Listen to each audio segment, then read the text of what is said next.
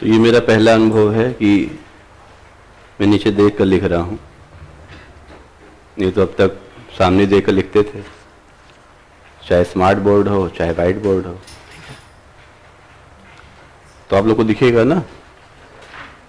अब जैसे कुछ अजीब सा लगता है, हम यहाँ लिख रहे हैं, आप वहाँ देख रहे हैं, थोड़ा सा एक्वर्ड लगता है, क्योंकि इस तरीके के प्रोग्राम पर काम नहीं किए हैं। तो बहरहाल, तो क्या लिखा है हमने बताइए। हाँ, चेक भी कर लें, जो लिख रहे हैं वही देख रहे हैं या कुछ और ही आ रहा है। ठीक है, तो देखिए सर ने हमें बताया है कि आईएएस और पीसीएस दोनों की बात लेकर चलनी है फॉर पीटी। ठीक है, तो यूपीएससी एंड यूपीपीएससी या बीपीएससी या एमपीपीएससी या फिर आरएएस। अब बहुत सारे स्टेट्स हैं, अब किस स्टेट की बात करेंगे तो कहना मुश्किल है।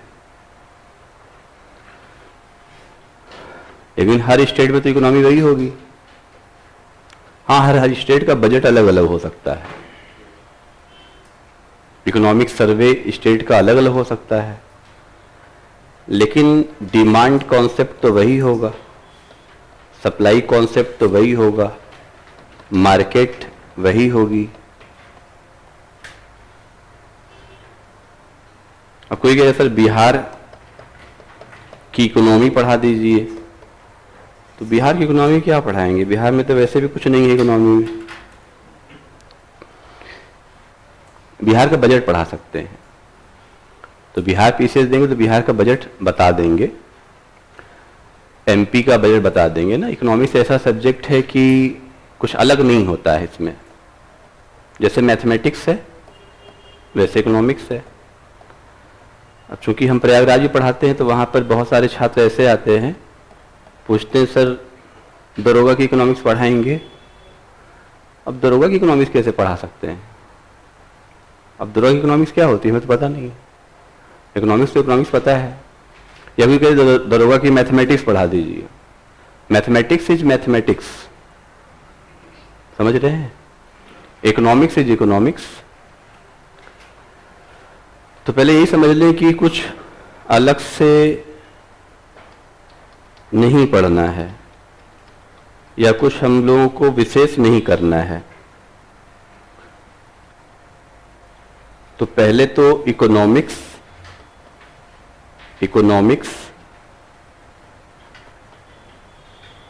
पढ़ना है कि इकोनॉमी पढ़ना, यही जान लेते हैं, है ना। ज्यादातर लोग यही क्लास में सोच के बैठे होंगे अब इकोनॉमिक्स की क्लास चलेगी, लेकिन क्लास किसी चलने वाली है, इकोनॉमी की। तो क्या डिफरेंस है दोनों में, what is the basic difference between both. तो अर्थशास्त्र क्या है और अर्थव्यवस्था क्या है, कोई बताएगा। What is economics and what is an economy. और चूंकि देखिए पीटी की क्लास है तो हम ये मान के चल रहे हैं कि आप लोग इसके पहले इकोनॉमिक्स पढ़े होंगे, हो सकता हो कोचिंग ना किए हो, बुक से पढ़े होंगे या नोट्स पढ़े होंगे या मटेरियल्स पढ़े होंगे या प्रतियोगिता दर्पण की आर्थिकी आती है ना, वार्षिकांक, वो पढ़े होंगे। कुछ ना कुछ तो कभी ना कभी इकोनॉमिक्स पढ़े ही होंगे। कोई ऐसा है जो पहली बार आज इकोनॉमिक्स सुन रहा है, इसमें फर्स्ट एवर हर्ड कोई ऐसा है। इकोनॉमिक्स से सुने होंगे ना कभी। तो डिफरेंस क्या है, हम अर्थशास्त्र किसे कहेंगे और अर्थव्यवस्था किसे कहेंगे, बताइए। व्हाट इज इकोनॉमिक्स, सिद्धांत और व्यवहार। तो सिद्धांत क्या है, अर्थशास्त्र है। Very good. तो application of economics is economy, है ना। इन्होंने एक चीज बताई कि एप्लीकेशन ऑफ इकोनॉमिक्स, सभी लोगों का मीडियम हिंदी है या इंग्लिश भी है, किसी का, सबका हिंदी है। अब सबका हिंदी तो कोई एक कैसे बता सकता है, सबको बताना होगा। तो देखिए सब्जेक्ट तो ये इंग्लिश का है ना, और मीडियम भी हमारा इंग्लिश ही रहा है या बंगाली रहा है? I am from West Bengal. कोई बंगाली है इसमें? Anybody knows Bengali? नॉलेज है बांग्ला की? तुम ही बांग्ला पूछते प्रॉपर? अच्छा, बोलना नहीं आता, समझना आता है। तो अभी हमने क्या बोला आपसे? अगर हमसे बोले कि तुम्हार बाड़ी को था अच्छे, what does it means? Testing यही हो जाएगी। तुम्हार बाड़ी को था अच्छे मतलब क्या होता है? तो थोड़ा हमसे समझ के रहिएगा, हो सकता है हम किसी दिन बंगाली में गाली भी दे दें और फिर आप समझ भी ना पाए, पकड़ लेंगे। हाँ, गाली पकड़िएगा, हमें ना पकड़िएगा। चलिए, तो देखिए हमारा कमांड इंग्लिश में भी है, हिंदी मीडियम में भी है और बांग्ला में भी है। और हमारी मदर चूंकि संस्कृत की प्रकांड विद्वान थी तो हमें संस्कृत भी आती है, और हमारी वाइफ को उर्दू बहुत आती है, तो इसलिए हमें अब उर्दू भी आ गई है। बेसिकली मैं कोलकाता से हूँ, तो वहाँ खिदिरपुर में मेरा घर है। खिदिरपुर नाम सुने हैं? अलीपुर चिड़िया खाना का नाम सुने हैं? अलीपुर का नाम सुने हैं? क्यों फेमस है अलीपुर? एशिया का सबसे बड़ा चिड़िया खाना। चिड़िया खाना बांग्ला वर्ड है, तो चिड़िया घर सुने हुए ना? चिड़िया घर क्या कहते हैं अंग्रेजी में? जू। तो इसी के सामने हमारा घर है, और जो हम नाम ले रहे हैं खिदिरपुर, उसके आसपास बड़ा बाजार है। और बड़ा बाजार का मतलब मोस्ट मुस्लिम कम्युनिटी, इसलिए भी उर्दू भी आती है। तो कभी आप हमसे उर्दू भी जान सकते हैं, आप उर्दू की गुफ्तगू कर सकते हैं। क्यों? और किसी को उर्दू आती है इसमें? आपको उर्दू आती है? क्या नाम है आपका? नकुल। अच्छा, तो मोहतरमा का मतलब क्या होता है?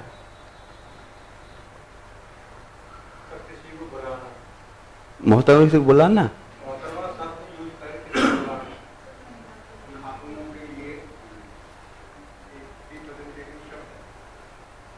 और बैतुल खुला का मतलब क्या होता है? Right, bathroom. और मशरूफ का मतलब क्या होता है? क्या कहते हैं? बैतुल खुला भी कहते हैं, बैतुल खला भी कहते हैं, राइट। गुशल भी कहते हैं।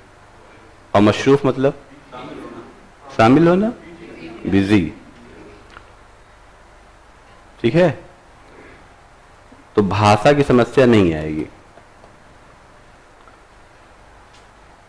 ठीक, जिस भाषा में आप सहज होंगे उस भाषा में आपको पढ़ाएंगे। अब कोई ये ना कि अच्छा तो चलिए इटालियन में पढ़ाइए, तो पहले हम देखेंगे इटली आ रही कि नहीं आपको। जब आप हमसे कहेंगे सर इस लैंग्वेज में बताइए, तो आपसे पूछेंगे ना आपको ये लैंग्वेज आती है कि नहीं।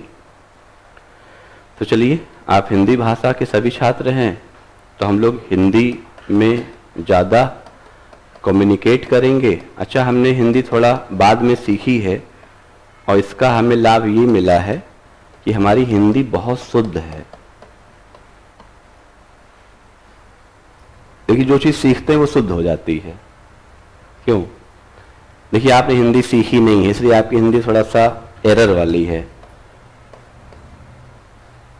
देखिए, जब आप लिखेंगे ना तो आप मात्रा ऐसे लगाते होंगे जैसे हमने लगाया अभी लिखते समय, लेकिन जब हम लिखेंगे तो हम हमेशा ऐसे लगाएंगे। हम जो भी हिंदी लिखेंगे प्राय आप देखिएगा शुद्ध लिखेंगे। 99.9% की गारंटी ले रहे हैं। हो सकता हो 0.1% में कहीं त्रुटि हो जाए, और बोलेंगे भी काफी शुद्ध। और जब किसी छात्र का इंग्लिश मीडियम होगा तो हमसे बता देगा कि सर हमारा इंग्लिश मीडियम है, तो उसको हम उस शब्द की टर्मिनोलॉजी किसे बता देंगे, इंग्लिश में बता देंगे। हालांकि इकोनॉमिक्स इंग्लिश का ही सब्जेक्ट है, economics is the subject of English. किसने पढ़ी थी? जादव मीडियम? नहीं, पंजाबी नहीं आती मुझे।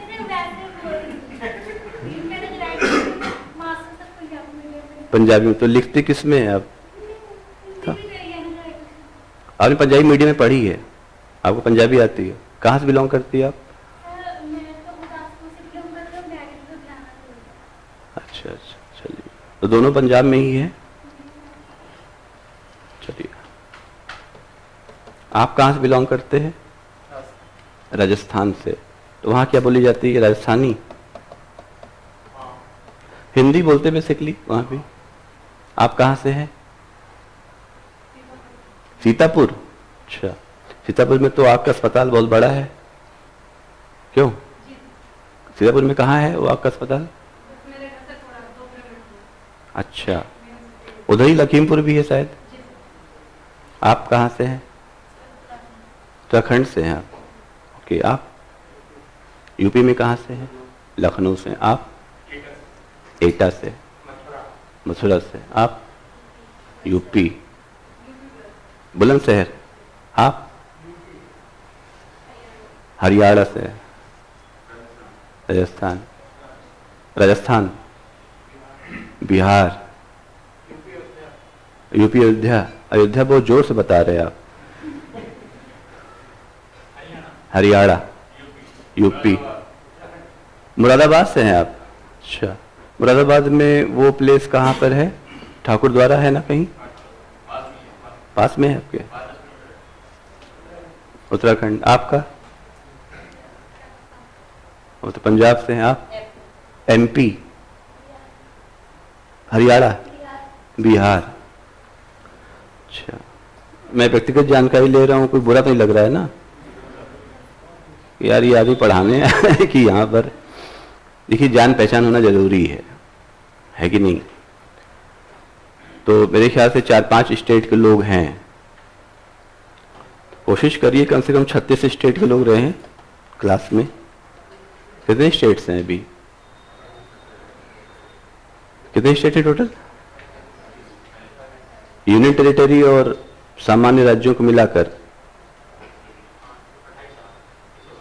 देखिए, हम जब कुछ ऐसा पूछेंगे तो जिस जहां बैठे हैं आप लोग, वो तो भारतीय राज्य व्यवस्था का गढ़ है, तो कम से कम राज्य संबंधी जानकारी तो आपके पास होनी चाहिए, है ना? आइए, तो देखिए, पीटी तो पढ़ेंगे। आज की जो क्लास है उसमें हम लोग थोड़ा इंट्रोडक्शन की बात करेंगे, थोड़ा बेसिक की बात करेंगे। तो बेसिक का मतलब ये होता है कि हम ये मान कर चलें कि आप इसमें जीरो हैं, या हम ये मान के चलें एडवांस में कि आप इसमें हीरो हैं। तो क्या अच्छा होगा आपके लिए? क्या सही होगा? हम ये मान के चलें कि आप जीरो हैं, या एक बार टेस्ट लेके देख लें कि आप जीरो हैं या नहीं? जीरो मान के चल लें। हम ये मान के चलते हैं कि आपको इकोनॉमिक्स का ई नहीं पता है, और जब हम जीरो मान के चलेंगे तो थोड़ा सा हम और अच्छा पढ़ाएंगे, क्यों? और जब हम ये मान के चलेंगे कि नहीं आपको कुछ ना कुछ आता है, तो हम ये छोड़ते हुए चलेंगे। हालांकि हमारा नेचर ऐसा नहीं है, आपको बहुत कुछ आता भी होगा तो भी हम यही मानेंगे कि आपको भी जीरो ही आता है। तो इसी बेस पर हम लोग इकोनॉमिक्स की क्लास स्टार्ट करेंगे। और इस बात का ख्याल रखिएगा कि आपको पूछना है। अगर आप पूछेंगे नहीं हमसे तो हम जान नहीं पाएंगे कि आप समझ रहे हैं या नहीं। और मेरे ख्याल से इकोनॉमिक्स समझने के लिए ही आ रहे हैं सभी लोग।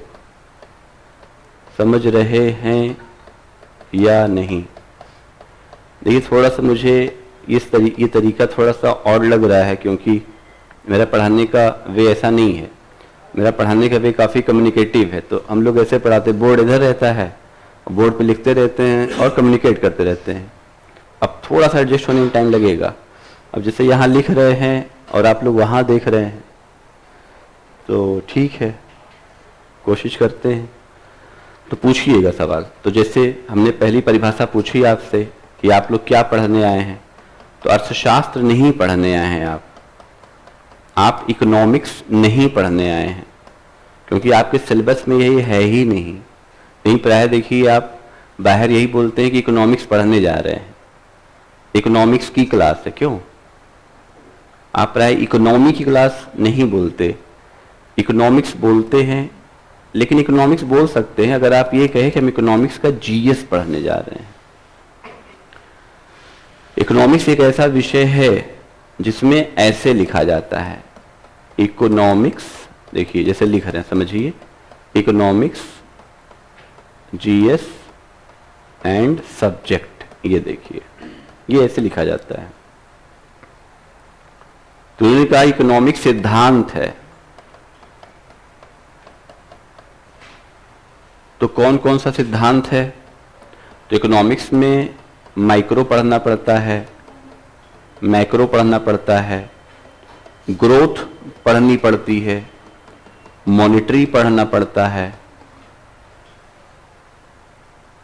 इंटरनेशनल पढ़ना पड़ता है, इंटरनेशनल, पब्लिक फाइनेंस पढ़ना पड़ता है, पब्लिक फाइनेंस, और फिर जिस देश में पढ़ते हैं उस देश की इकोनॉमी, ये पूरा इकोनॉमिक्स कहलाता है। कितने सेगमेंट हो गए? 1 2 3 4 5 6 7। तो अब जब आप 7 सेगमेंट पढ़ते हैं तब आप इकोनॉमिक्स पढ़ते हैं, राइट? तो जब आप पूरा 7 खंड पढ़ेंगे तब आप इकोनॉमिक्स पढ़ेंगे। अब 7 खंड खत्म करने में कम से कम 180 दिन लगता है या 210 दिन लग सकता है। इलाहाबाद में पढ़ाते हैं तो वहां 1 साल लग जाता है, कि वहां के बच्चों को और संभाल के पढ़ाना पड़ता है। अब इसका जो अंतिम खंड है यही पढ़ना है आपको।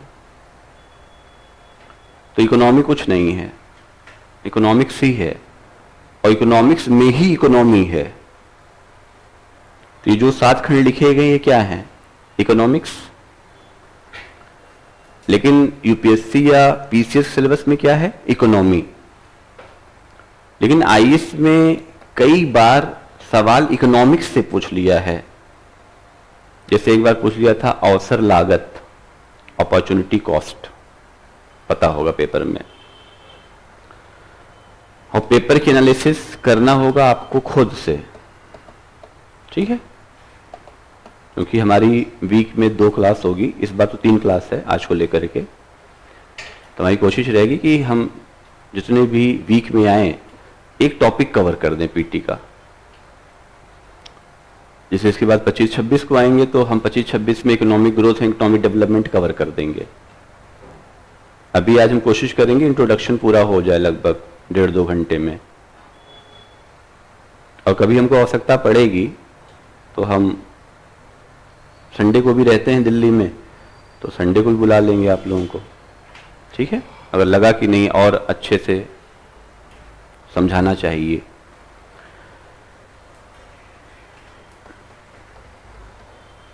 तो कोई बताएगा अर्थशास्त्र सिद्धांत के अलावा क्या परिभाषा देता है? अगर आज पूछें अर्थशास्त्र की परिभाषा दीजिए, तो आप क्या परिभाषा देना चाहेंगे?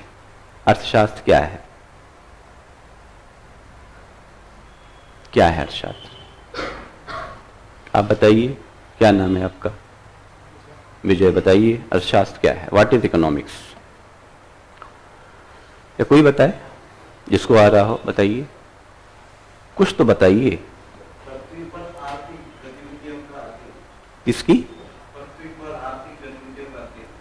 पृथ्वी पर, अच्छा पृथ्वी पर, ओके। और कोई? आपका तो इकोनॉमिक्स रहा, कल आपने हाथ उठाया था, बताइए।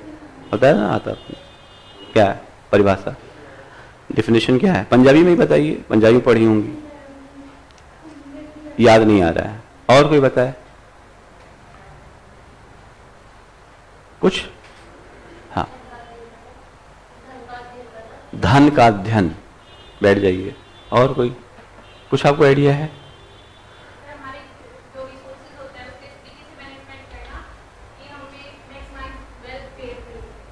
मैक्सिमाइज वेलफेयर मिल जाए। और आप लोग में से हरियाणा बेल्ट बताइए। आर्थिक गतिविधियों का अध्ययन। सभी ने अर्थ का मतलब आर्थिक ही निकाला है ना ज्यादातर, और शास्त्र का मतलब आपने अध्ययन निकाला। और सबने कहा कि आर्थिक गतिविधियों का अध्ययन। तो कौटिल्य की पुस्तक का नाम क्या था? तो क्या वो आर्थिक गतिविधियों का अध्ययन था? तो आगे परिभाषा गलत हो गई। कौन? वो गलत हो गए? कौटिल्य। हाँ, हो सकता हो क्लास में कोई ऐसा भी चैलेंज कर दे कौटिल्य गलत हो गए। देखिए, आपकी परिभाषा तभी सही मानी जाएगी जब कहीं और ये परिभाषा दी हुई हो, है कि नहीं?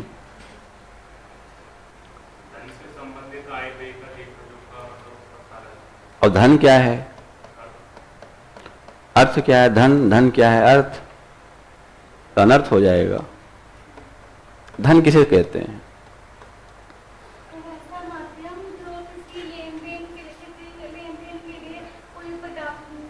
वो तो मुद्रा है। मुद्रा धन है? धन मुद्रा है? मूल्य। किसका मूल्य? मूल्य और कीमत में क्या अंतर है? मूल्य तो कई तरह से हो सकता है। जैसे कि पारिवारिक मूल्य। हाँ। या और कीमत? कीमत होती है, जो रेट होती है वस्तु की, वो फिक्स होती है। कीमत फिक्स होती है? मतलब अलग अलग संदर्भ में अलग अलग हो सकती है। लेकिन आपकी शादी हो गई? नहीं हुई? तभी मुस्कुरा रहे हैं। अभी आपकी कीमत क्या है? और आईएएस हो जाएंगे तब कीमत क्या होगी? बढ़ जाती है। देखिए, इनको पता है आईएएस होने के बाद इनकी कीमत बढ़ेगी। आईएएस होने के बाद आपकी कीमत बढ़ेगी या आपका मूल्य बढ़ेगा? अभी तो आपने कहा कीमत हमारी बढ़ जाएगी। कुछ अंतर तो होगा। क्यों? इकोनॉमिक्स में वैल्यू एंड प्राइस दो शब्द है, तो कुछ तो अंतर होगा कि मूल्य कुछ अलग होता है और कीमत कुछ अलग होती है। तो आपके कुछ बनने के बाद आपका मूल्य बढ़ता है या कीमत बढ़ती है? मूल्य। लेकिन आप तो कीमत लगाते हैं अपनी, तो कितने में बिकेंगे आईएएस बनने के बाद? बिकेंगे नहीं। तो खरीदार सब खड़े हैं मार्केट में। इसको बता दें, अर्थशास्त्र की क्लास है यहाँ भावना से बात नहीं चलेगी। यहाँ सब लेन देन होगा। आप खुल के अपनी बात रख सकते हैं। पैसों से मतलब ही नहीं है, ज्यादा नहीं है। तो ज्यादा हुक्म कुछ होता है नहीं। और पढ़ते पढ़ते हमारी क्लास में आप बाद में कहेंगे पैसा ही सब कुछ है। Money is God. गालिब ने कहा है कि पैसा खुदा तो नहीं मगर खुदा से कम भी नहीं। और आप पैसे से क्या नहीं कर सकते बताइए? और स्टीव जॉब्स का नाम सुने हैं? स्टीव जॉब्स कौन है? देखिए, अभी आज हम बस एक एस्टिमेशन ले रहे हैं कि आप लोग इकोनॉमिक्स को कितना अच्छे से जानते हैं, और ये बातचीत करके ही हम पता लगा पाएंगे, है कि नहीं? हम ये जानने की कोशिश कर रहे हैं कि हमें शुरू कहाँ से करना है। नहीं तो हम भी एज ए प्रोफेशनल आते और शुरू कर देते, चलिए भारतीय अर्थव्यवस्था का स्वरूप और इसके स्वभाव परिभाषा लिखिए। लेकिन हम ये कोशिश कर रहे हैं जानने की, पहले ये जान जाएं कि आप वास्तव में इकोनॉमी के बारे में कुछ जानते हैं या नहीं। इसलिए हमने कहा हम इसको शून्य से भी नीचे जाकर के स्टार्ट करना चाहते हैं। और अभी थोड़ी जो 15-20 मिनट की बातचीत हुई है उससे हमें लग रहा है कि वास्तव में आप इकोनॉमिक्स के शून्य पर भी नहीं हैं। यानी आप इकोनॉमी को बस इकोनॉमी ही समझ रहे हैं। क्या समझ रहे हैं? क्योंकि देखिए, अगर आप धन नहीं जानते, अर्थ का मतलब नहीं जानते, कीमत और मूल्य में अंतर करना नहीं जानते, तो फिर थोड़ी सी समस्या होगी। और कोई भी विषय उसकी शब्दावलियों से पढ़ा जाता है, विषय कभी नहीं पढ़ा जाता। विषय का जो मूल है ना उसके शब्दों में है। अब आप न्यूज़पेपर पढ़ते हैं तो फिर अर्थ जागरण क्यों छोड़ देते? क्योंकि आप उसके शब्द ही नहीं सीख पाते। इलाहाबाद में एक लड़का हमसे आया पहले दिन इंक्वायरी लेने, क्लास में उसने कहा सर मुझे इतना बता दीजिए कि रोज मैं पढ़ता हूँ लिखता है बाजार में बुल आ गया, और जब मैंने पहली बार डिक्शनरी उठा के देखा तो लिखा था बुल माने साड़ होता है, और मैं जानना चाहता हूँ बाजार है कहाँ जहाँ साड़ आता है। और शेयर मार्केट में बुल का मतलब तेजी होता है कि नहीं? इकोनॉमिक्स आप तभी अच्छा सीख पाएंगे जब उसके शब्द सीख लें। आप किसी की बात को कब अच्छा समझ सकते हैं? जब आप उसकी कही हुई हर शब्दों को समझ लें। वो अपनी बात कह रहा है और आप उसके हर शब्द को समझते जा रहे हैं। आपका इतनी देर बैठना बतलाता है कि आप हमारे हर शब्द को समझ रहे हैं। नहीं तो कुछ 4 लोग उठ के चले गए होते, और यहां हम अभी जो भाषा आप नहीं जानते उसमें हम पढ़ाने लगे तो थोड़ी देर आप मजा लेंगे, अच्छा बंगाली बोल रहा है, उसके बाद उठ के चले जाएंगे। और शब्दों से ही तो वाक्य का निर्माण होगा। तो जब आपके पास शब्द बेहतर रहेंगे तब आप अच्छा वाक्य बना पाएंगे, और जब आप अच्छा वाक्य बनाना सीख लेंगे तब आपका जो मुख्य समस्या है लेखन शैली, ये भी सही हो जाएगा। और जैसे हम लोग इकोनॉमी पढ़ते हैं कि this is economic pyramid, primary sector, secondary sector and tertiary sector, ये वगैरह तो देखे होंगे। देखिए तो प्राइमरी सेक्टर मतलब देश का प्राथमिक क्षेत्र, ये देश का विनिर्माण क्षेत्र है।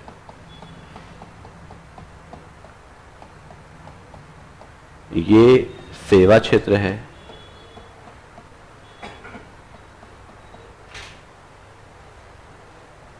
तो सबसे महत्वपूर्ण क्षेत्र कौन सा है तीनों में से?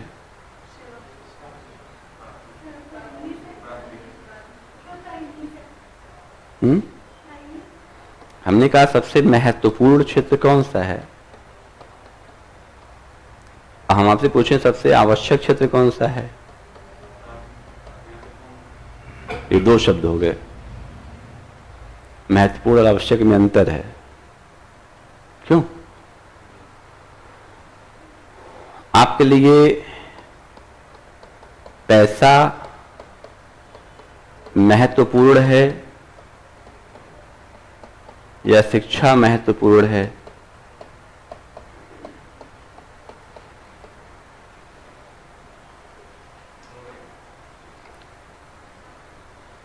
आपके लिए पैसा आवश्यक है या शिक्षा आवश्यक है?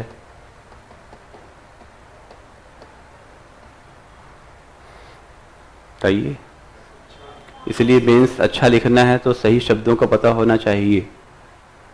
आप जहां आवश्यक लिखना है वहां महत्वपूर्ण लिख रहे हैं, जहां महत्वपूर्ण लिखना है वहां आवश्यक लिख रहे हैं,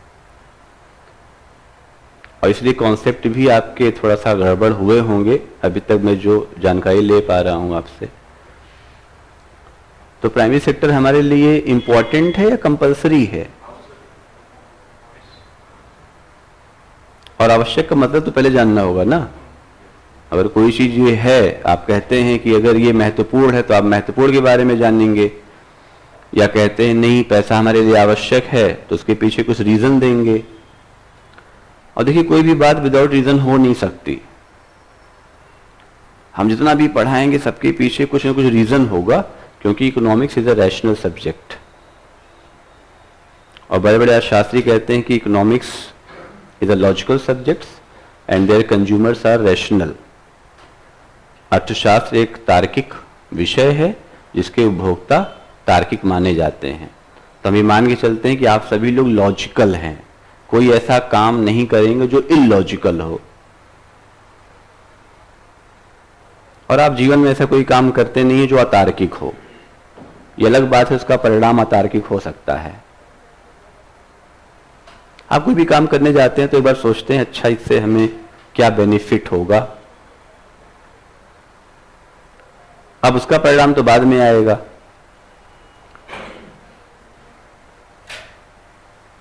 आवश्यक महत्वपूर्ण से बड़ा शब्द है। शिक्षा महत्वपूर्ण है, आवश्यक नहीं। पैसा आवश्यक है। Growth is compulsory and development is important, right? आप पहले जन्म लिए, उसके बाद विकसित हो रहे हैं। And similarly poverty is compulsory, unemployment is important. और आप अक्सर ऐसा मानते हैं कि अगर मैं बेरोजगार नहीं होता तो मैं अमीर होता, ये सोचते हैं। और आप सभी लोग नौकरी की तलाश में हैं मेरे ख्याल से। नौकरी करने आए ना, दिल्ली में क्या खोजने आए हैं? ये कोई हमसे नहीं कहेगा हम देश सेवा करने आए हैं। देश सेवा के बहुत सारे विकल्प हमारे पास हैं, हम वहां भेज सकते हैं आपको। You are searching a job and you are seeking a job, और हर साल यही सोचते हैं कि इस बार सिलेक्शन हो जाए तो दिल्ली छोड़ दें। इस बार ये सोचते हैं इस बार सिलेक्शन हो जाए तो राष्ट्र सेवा का मौका मिल जाए, ये नहीं कोई सोचता। आप ये सोचते हैं इस बार सिलेक्शन हो जाए, इस बार नौकरी लग जाए, इस बार नौकरी लग जाए, कहीं लग जाए, मध्य प्रदेश में ही लग जाए, बिहार में ही लग जाए, झारखंड में लग जाए। सही कह रहा हूं? हर कोई यही सोचता है। इसलिए आप आईएएस का भी एग्जाम देते हैं और अपने स्टेट पीसीएस का भी देते हैं, because you are seeker, you are a job Sikar.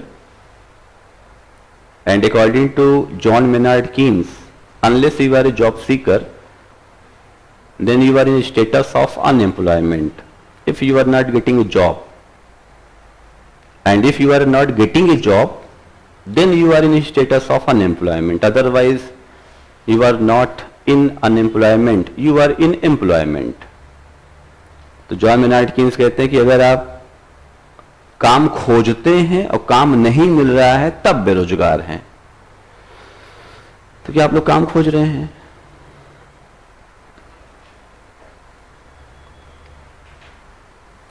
और आप पहले बेरोजगार हैं या गरीब हैं, या पहले गरीब हैं फिर बेरोजगार हैं? You are poor first then in unemployment, are you are firstly in unemployment then poor? What are the consequences of between both? क्या है? पहले आप गरीब हैं इसलिए बेरोजगार हैं, या आप बेरोजगार हैं इसलिए गरीब हैं? आप समझ पा रहे हैं मेरी बात? हम क्या बोल रहे हैं? अगर हम पूछें कि व्हाट कम्स फर्स्ट, अनएम्प्लॉयमेंट और poverty? Unemployment, because you are feeling that you are in unemployment. If you are getting a job, then you can eradicate your poverty, you can abolish your poverty, but this is false. Article 24 तो ये नहीं कहता.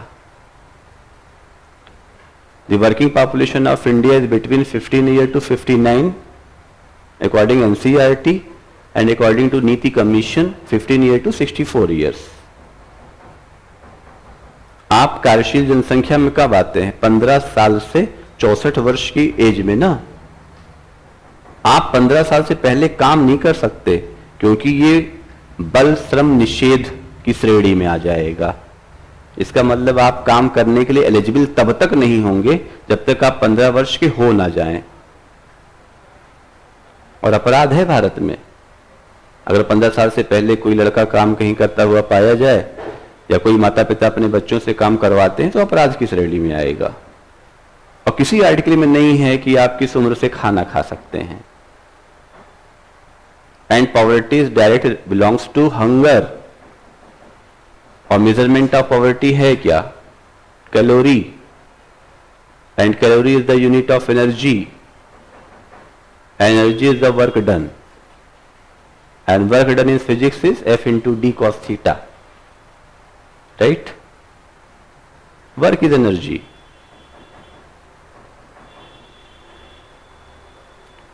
Energy आएगी कैसे? When you intake calorie according to Planning Commission and नीति commission. तो rural area का अगर आदमी है 2400 कैलोरी इंटेक नहीं करता है तो ही इज लाइंग और she is lying under poverty. Getting my points? और अगर अर्बन एरिया का है ही और she and not getting properly 2100 calorie properly lying below poverty line, तो अब तो ऊर्जा पहले आ गई. और वो ऊर्जा प्राप्त करने के लिए हमारे पास साधन की आवश्यकता नहीं, उपभोग की आवश्यकता होनी चाहिए. Because consumption and expenditure method is the measurement of poverty, not income method in India. सवाल पूछा गया पीसीएस में कि भारत में गरीबी मापन का निम्नलिखित में से क्या आधार है?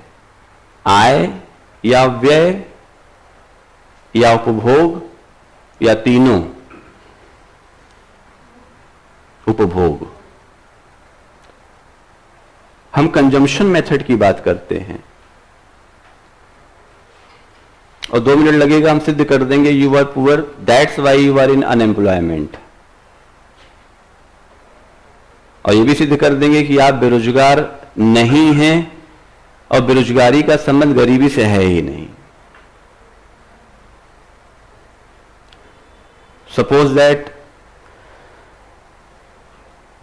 कि आपका जन्म एक गरीब परिवार में हुआ है और धीरे धीरे आप बड़े हो रहे हैं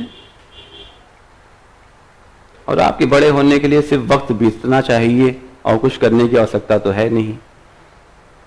क्यों?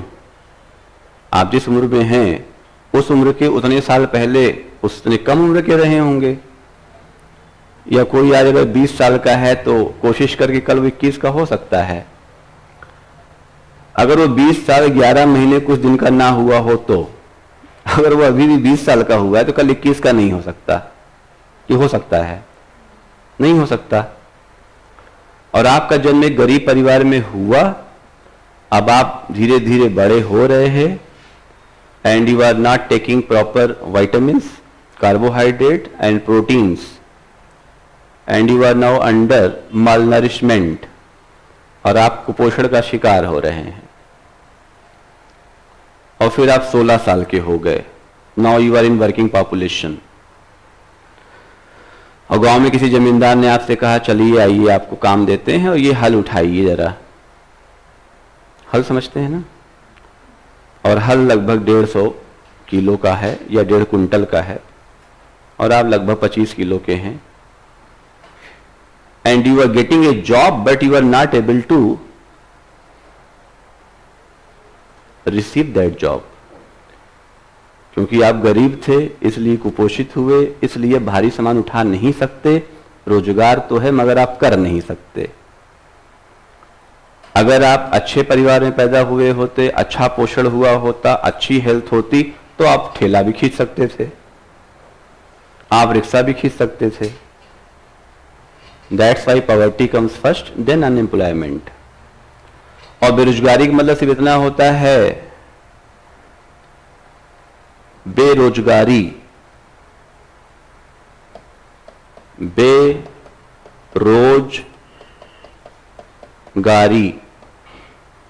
ये 3 शब्द तो है. बे का मतलब होता है विदाउट, रोज मतलब होता है डेली, गारी मतलब होता है वर्क. कहते हैं बड़ी बेगारी है. If you are daily without work, ठीक, इसका ही मतलब है अगर आप प्रतिदिन काम नहीं कर रहे हैं तब आप बेरोजगार हैं. और हिंदुस्तान में बहुत सारे ऐसे लोग हैं जो प्रतिदिन काम नहीं करते हैं. दिल्ली के मकान मालिक क्या काम करते हैं?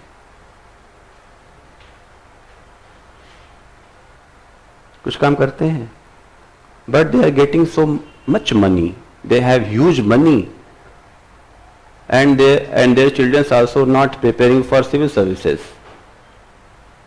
They are traveling by Mercedes and many luxurious. अब क्या कहेंगे, वो बेरोजगार हैं बेचारे, बड़े गरीब हैं. They are in unemployment but they are rich. Richness, unemployment and poverty conceptually different हैं, राइट? राहुल गांधी क्या है? He is working something. Suppose that he is the member of parliament currently, and suppose he is not member of parliament any time, then he is not getting a job, he is poor. अभी तक देखिए आप लोग यही समझ रहे थे, बेरोजगारी है तो गरीबी है. बहुत सारे ऐसे लोग हैं. और फिर बेरोजगारी का मतलब आपने इससे निकाला है, क्यों? सरकार आपसे कहे हम आपको काम देना चाहते हैं और आपको डेली काम दे दे, कहे आ जाओ सब लोग, सबको काम दे दिया, रोजगार, रोज काम. 10 दिन हुआ, 20 दिन हुआ, 30 दिन हुआ, 40 दिन हुआ, 50 दिन हुआ, काम तो है, क्या दिक्कत है? और वेतन ना दे, काम करेंगे क्यों? अभी तो आप काम मांग रहे थे, पहले नहीं करेंगे. आपको क्या चाहिए, काम की वेतन? देखिए अब बात बदल गई. आप कह रहे हैं काम चाहे मिले ना मिले, वेतन मिले. It means you are searching not a job, you are searching salaries. अभी आप कह रहे हैं हमको पैसा वैसा मतलब नहीं है, कहते ना ये अभी कुछ देर पहले, और हमने कहा था बस धीरे धीरे हमारी क्लास में रहेंगे तो आप समझ जाएंगे. You are not searching a job, you don't want to serve your nation, you want only emolument. और सारा आंदोलन काम के लिए नहीं है, वेतन के लिए है. और बिहार में जो आंदोलन हुआ नौकरी के लिए, वो नौकरी के लिए नहीं था, वो किसके लिए था? वेतन के लिए. फिर लोगों ने कहा अरे हम बीए कर लिए हैं, एमए कर लिए हैं, अभी तो नौकरी नहीं मिली. किसने कहा था करने को? किसने कहा था? किसी ने कहा था? सरकार ने कहा, हमने कहा था आपसे. आप सरकार से पूछो, तैयारी कर रहे हैं. Who is responsible for this preparation? You are only responsible. और फिर आप आंदोलन करेंगे तो किस पे आरोप लगाएंगे? सरकार. और सरकार कह तो रही है, सरकार ने यूपीएससी बनाया और कहा if you are capable then I am releasing 1000 vacancy, you can get it. दे तो रही है रोजगार, ले लीजिए. कुल कह रहे नहीं, हमको सीधी भर्ती चाहिए आईएएस में. सीधी भर्ती चाहिए. कॉन्सेप्चुअल एनरिच होइए, तब आप पीटी का सवाल, मेंस का सवाल सब कर लेंगे. और इकोनॉमिक्स में कॉन्सेप्चुअली एनरिच होना होगा. तो एक कॉन्सेप्ट क्लियर हुआ, पॉवर्टी कम्स फर्स्ट. समृद्धि आवश्यक है,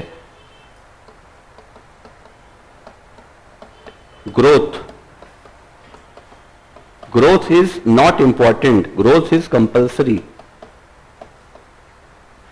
थोड़ा बहुत इंग्लिश का वर्ड यूज कर सकते हैं ना, कोई इशू तो नहीं है. क्योंकि बहुत ज्यादा हिंदी भी यूज करेंगे तो थोड़ा मुश्किलात हो जाएंगी, क्योंकि आपको पूरी हिंदी भी नहीं आती है. बस सच है, अगर हम पूरी हिंदी यूज कर दें तो भी समस्या है. कहेंगे अरे पता नहीं क्या पढ़ा रहा है सब हिंदी में, पूरी इंग्लिश पढ़ा है तो भी समस्या है, पता नहीं क्या पढ़ा रहा है अंग्रेजी में.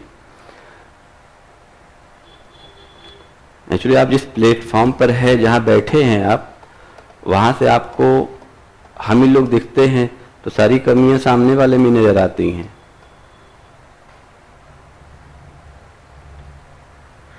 तो इसलिए थोड़ा बहुत हम इंग्लिश वर्ड यूज करेंगे और अच्छा समझ में आएगा, ऐसा कुछ है नहीं। तो समृद्धि आवश्यक है। कभी भी समृद्धि आए ना तो आवश्यक शब्द का प्रयोग करिएगा। आवश्यक।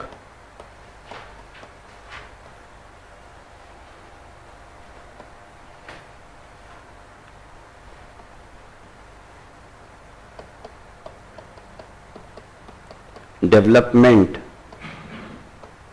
And growth. और डेवलपमेंट के लिए महत्वपूर्ण शब्द प्रयोग करिएगा।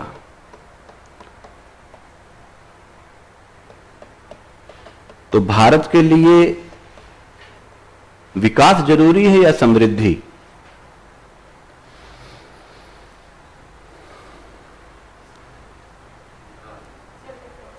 विकास जरूरी है। आपने कैसे कहा विकास जरूरी है?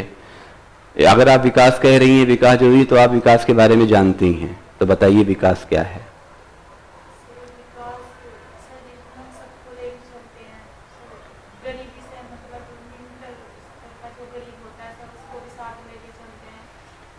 कैसे लेके चलेंगे? चलिए हम आपको 5 गरीब दे रहे हैं, आप लेके चलिए। हम आपको जिम्मेदारी दे रहे हैं, 5 गरीब हैं, इनको डेली 200 रुपए खाना खिलाना है। साथ लेके चल पाएंगी? नहीं चल पाएंगी। अभी तो आपके सब कुछ साथ लेके चलना है।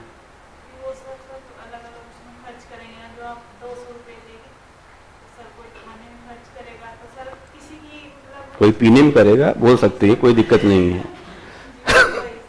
हाँ, कौन सा खाने से पीना बोल सकते हैं। और दिल्ली में खाने ज्यादा लोग पी ही रहे हैं। सबसे पहले कोरोना के बाद खुला भी तो पीने वाली चीज खुली, और पीने वाले टैक्स सरकार को ज्यादा मिलता है इसलिए वो खुली। अगर एजुकेशन से टैक्स ज्यादा मिलता तो एजुकेशन खुलता, और जिससे गवर्नमेंट को टैक्स मिलेगा वही खुलेगा। क्यों? और जिससे कमाई होगी पहले वही काम करेंगे ना। तो आपका कॉन्सेप्ट गलत है। भारत को विकास नहीं चाहिए। अभी हमने पूछा था आपको पहले पैसा चाहिए कि पहले शिक्षा चाहिए? शिक्षा चाहिए, पहले पैसा चाहिए। You need money first. पैसा है तब यहां हैं आप। शिक्षा कारण नहीं है दिल्ली में। दिल्ली में किसके कारण है? पैसा कारण है। हो सकता हो आपसे ज्यादा डिजर्विंग कैंडिडेट कहीं बाहर खड़ा हो, पैसा नहीं तो यहां नहीं है। Is it true? आप क्या लगता है आप ही आईएएस बन सकते हैं? आपसे बेहतरीन काबिल तरीन लोग हैं जो यहां नहीं आ पाए हैं, वो आईएएस बन सकते थे, but they had no opportunities because they had no money, and money creates opportunity, money creates not education. Clear? पैसा अवसर पैदा करता है और शिक्षा एक अवसर है। Education is not right, education is opportunity. क्यों? भारत में अवसरों की समानता तो है, क्षमताओं की समानता नहीं है। कोई आर्टिकल है जो कहता हो सबको समान क्षमतावान होना चाहिए? Have you read any time? कभी नहीं पढ़ा होगा। हाँ, ये पढ़ा होगा समान अवसर है, समानता है। तो अवसरों की समानता तो है, क्षमताओं की समानता नहीं है। इसलिए आपका मुकाबला आईएएस 2023 में उससे हो सकता है जो 2022 में आईएएस बन चुका हो। तो जब 2022 में रवि सिहाग बैठे होंगे तो उनके साथ कोई बीए वाला भी बैठा होगा, और रवि सिहाग ऑलरेडी आईएएस थे। तो गैप तो बड़ा हो गया। जो ऑलरेडी आईएएस है उसका मुकाबला किससे हो रहा है जो अभी भी बीए पास किया है? तो huge disparity between the incapabilities. IITian से मुकाबला होगा आपका। और ये मुकाबला क्यों हो रहा है? क्योंकि अवसरों की समानता है, सबको समान अवसर है। और अगर ऑस्ट्रेलिया का मुकाबला जिम्बाब्वे से हो जाए तो मैच देखने की आवश्यकता है? कितने लोग देखते हैं? जिम्बाब्वे, जिम्बाब्वे लिख देता हूं, आधा बार रहेगा। मैच देखेंगे? हाँ, अभी अलग बात है कि पाकिस्तान का मुकाबला जिम्बाब्वे से हो तो देखना पड़ेगा। और चमत्कार रोज थोड़े होते हैं। क्या जिम्बाब्वे फिर पाकिस्तान को हरा देगा? Do you agree? Do you agree? और वही पाकिस्तान जो जिम्बाब्वे से हार गया, हिंदुस्तान से हार गया, फाइनल पहुंच गया। और वही हिंदुस्तान जो सबसे जीत गया, फाइनल नहीं पहुंच पाया। समझ पा रहे हैं? क्योंकि हिंदुस्तान जीता किससे? किससे? कमजोर टीमों से। और पाकिस्तान किससे लड़ा? मजबूत टीमों से। तो उसकी इंस्टिंक्ट मजबूत हो गई और भारत की इंस्टिंक्ट कमजोर हो गई, इसलिए भारत फाइनल नहीं पहुंच पाया। तो आपका मुकाबला ना शेर से होगा और आप मेमना हैं, तो शेर मेमना मुकाबला होता है या शेर मेमने का शिकार करता है? मुकाबला तो होगा कुछ देर, क्यों कि नहीं होगा? देखिए, अगर शेर मेमने मुकाबला होता तो मेमना शेर से डर के भागता नहीं। और जैसे आपको पता चला, अरे मेरे साथ कंपटीटर तो आईएएस लोग बैठे, सोचिए रवि सिन्हा का सेंटर जहां पड़ा होगा, उसके अगल बगल जो लोग बैठे होंगे उठ खड़े हुए होंगे, अरे सर आप तो पिछली बार सिलेक्ट हो गए थे। कहे तो क्या हुआ, रैंक सुधारने आया हूं। तो वो सब डिप्रेस हो गए होंगे, चलो हम लोग को तो कल्याण हो गया। जिस क्लास में अब 10 आईएएस और every year 25% selected students appear in prelims. और कहीं ऐसा सरकार ने पॉलिसी बनाया होता कि जो आईआईटीएन कर चुके हैं वो 10 साल आईआईटी के बाद आएंगे, एमबीबीएस कर चुके हैं 10 साल के बाद आएंगे, जो एक बार सिलेक्ट हो गए 10 साल सर्विस करने के बाद आएंगे, देन इक्वालिटी होती है कि नहीं?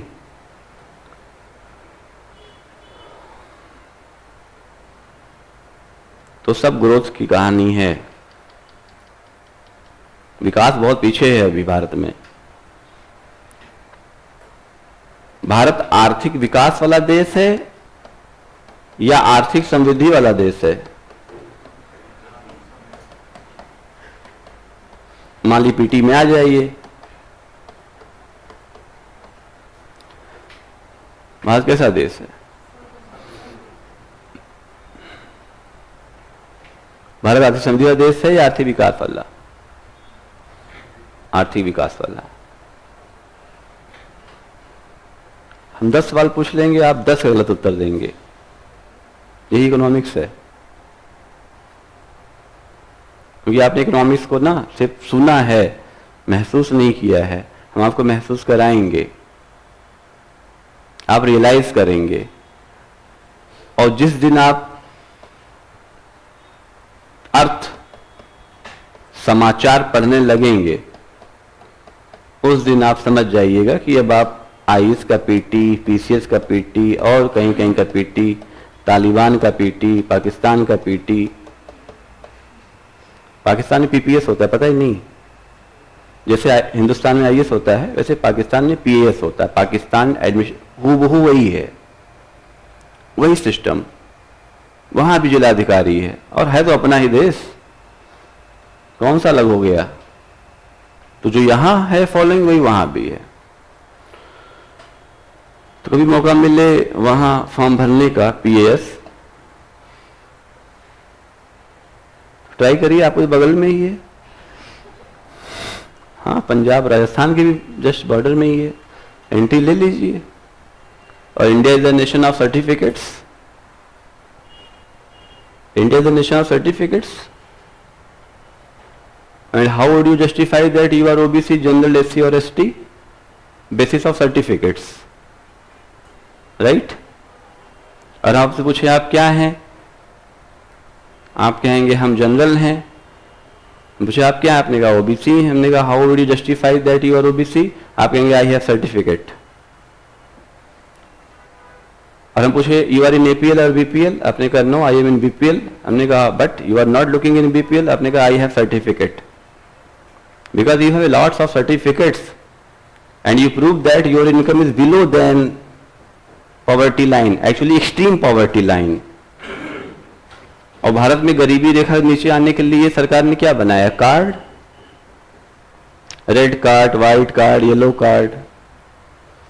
और कार्ड बनाना कोई मुश्किल काम है हिंदुस्तान में?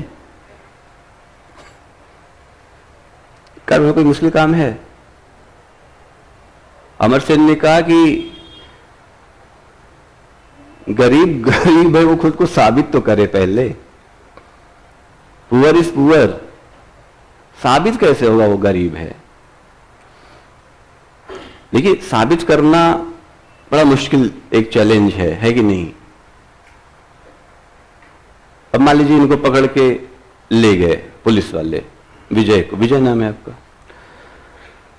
और फिर कहे कि देखिए आप राजस्थान में रहते हैं, हमें शक है कि आप आतंकवादी हैं, और शक के बिना पे इनको पकड़ लिया। ये साबित कैसे करेंगे? नहीं है। और जब तक साबित करेंगे सबूत बन जाएंगे। जब तक ये कोशिश करेंगे, डॉक्यूमेंट लाएंगे, फैमिली मेंबर बुलाएंगे, तब तक इतनी कुटैया करेंगे, इतना कूटेंगे, कहेंगे हाँ आतंकवादी है। एक मूवी आई अभी हाल ही में, सीरीज आया, नाम भी नारायण पर, रॉकेटरी, राइट, रॉकेटरी में वैज्ञानिक को आतंकवादी बता दी। देखा आप लोगों ने, किसी ने रॉकेटरी देखा? Have you seen rocketry? ये नई क्लास समझने के लिए थोड़ा मूवी भी देखना पड़ेगा आपको। आपने देखा रॉकेटरी? देखा? हिंदी में नहीं मिली तो अंग्रेजी में देखी, मूवी के लिए भी हिंदी अंग्रेजी चाहिए। अच्छा, फील करते हैं आप, ओके। मूवी भी देख लिया करिए, वो तो नीचे आता है इंग्लिश में ना, सब टाइटल्स, यस, तो देख लिया करिए। अच्छा हाँ, आप लोग इंग्लिश मूवी भी हिंदी में ही देखते हैं? रॉकेटरी हिंदी मूवी नहीं है, साउथ की है, देखनी चाहिए। ये एक कंपल्सन है या आपका आइडियोलॉजी है? देख सकते हैं, चॉइस है। यू आर बाई चॉइस और यू आर बाई कंपल्सन? आप लोग यहां मजबूरी में हैं या अपनी चॉइस से हैं? देखिए, मेरी बातें थोड़ा सा डीप होंगी तो बहुत सोच समझ के जवाब दीजिएगा, क्योंकि सब्जेक्ट ही बहुत डीप है ये। अगर इसमें हम बहुत गहराई से बात नहीं करेंगे तो आप आईएएस के क्वेश्चंस को समझ कहां पाएंगे। और सही बताएं, आईएएस के क्वेश्चन सॉल्व करना इज वेरी इजी, क्योंकि कम से कम उसको समझाता है सवाल। पीसीएस तो बहुत टफ मुझे लगता है। पूछेगा पिछली आर्थिक समीक्षा में भारत की जीडीपी कितने प्रतिशत गिरी, पता नहीं कितने प्रतिशत गिरी भी कि नहीं गिरी। पीसीएस टफ है, आईएएस इजी है। आप लोग सोचेंगे कि अब देखिए, हमें भी यहीं आके पता चला कि आईएएस इजी है। जब हम वहां थे तो हमें भी टफ लगता था, यही फैक्ट है ना। इसलिए जब आप अपने छोटे भाई बहन को पढ़ाते हैं और आप बीएससी कर रहे हैं, वो क्लास 7-8 में, तो आप उसको खूब पीट रहे हैं, ये नहीं समझ में आ रहा है, ये नहीं समझ में आ रहा है, क्योंकि आप उसके ब्रेन ऑफ स्टैंडर्ड से नहीं सोच रहे हैं, आप अपने ब्रेन ऑफ स्टैंडर्ड सोच रहे हैं ना। और जब आप 6-7 में से तब वो चीज कठिन थी, तो जब हम वहां बैठे थे हमारे लिए आईएएस कठिन था। अब हमें लगता है इजी है। तो टीचर ये तो एक्सपीरियंस देता है आपको, वो बताएगा हाँ देखिए ऐसे ऐसे है, ये इजी है, इसको ऐसे समझिए। तो आईएएस के क्वेश्चंस आप इजीली टैकल कर लेंगे। इसलिए देखिए, आईएएस के क्वेश्चंस कम से कम 2-3 लाइन में होते हैं, फिर स्टेटमेंट बेस्ड होते हैं, फिर आपके पास मौका है। और 120 मिनट में 45 क्वेश्चन ही तो करना है, और पीसीएस में 120 मिनट में 150 क्वेश्चन करना है। वैसे भी टफ हो गया काम। 2 घंटे में 45 क्वेश्चन करना, यानी 1 घंटे में 22.5 क्वेश्चन, राइट। और 1 घंटे में 75 क्वेश्चन। तो आईएएस थोड़ा कॉन्सेप्चुअल अप्रोच की डिमांड करेगा, और जितना अच्छा कॉन्सेप्ट आप समझेंगे उतना अच्छा आप क्वेश्चन। और देखिए, समझना इंपॉर्टेंट है। एक बार समझ विकसित हो गई तो आप सब कुछ कर सकते हैं। हमने कहा समझ विकसित हो गई यानी विकास बाद में आ रहा है, तो पहले इंपॉर्टेंट समझ का होना है। पहले बुद्धि होना है कि पहले बुद्धि का तेज होना है? अब बुद्धि ग्रोथ है। क्यों? पहले गर्भधारण है फिर शिशु है ना। अब गर्भधारण हुआ नहीं, शिशु की तलाश में है, और जब शिशु होगा फिर धीरे धीरे बड़ा होगा, और शिशु का शरीर बड़ा होगा, और शरीर बड़ा होने के बाद समझ विकसित होगी।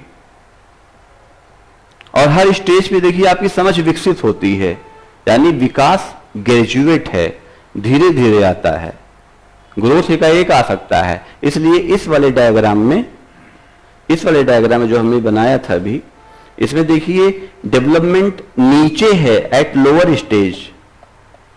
डेवलपमेंट एट लोअर स्टेज निचले पायदान पर है, ग्रोथ अपर स्टेज पर है। तो जो अपर स्टेज है वो हमारे लिए आवश्यक है, लोअर स्टेज महत्वपूर्ण है।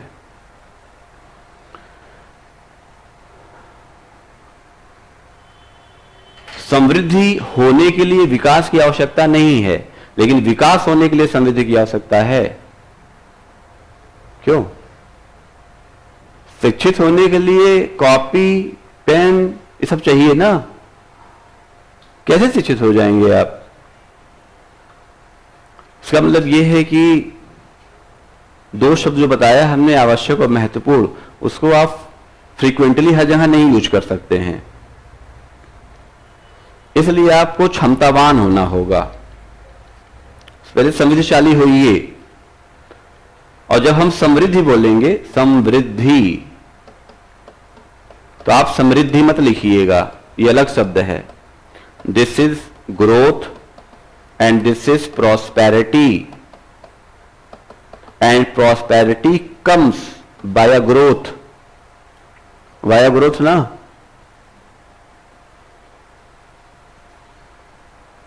समृद्धि कैसे आएगी? समृद्धि से।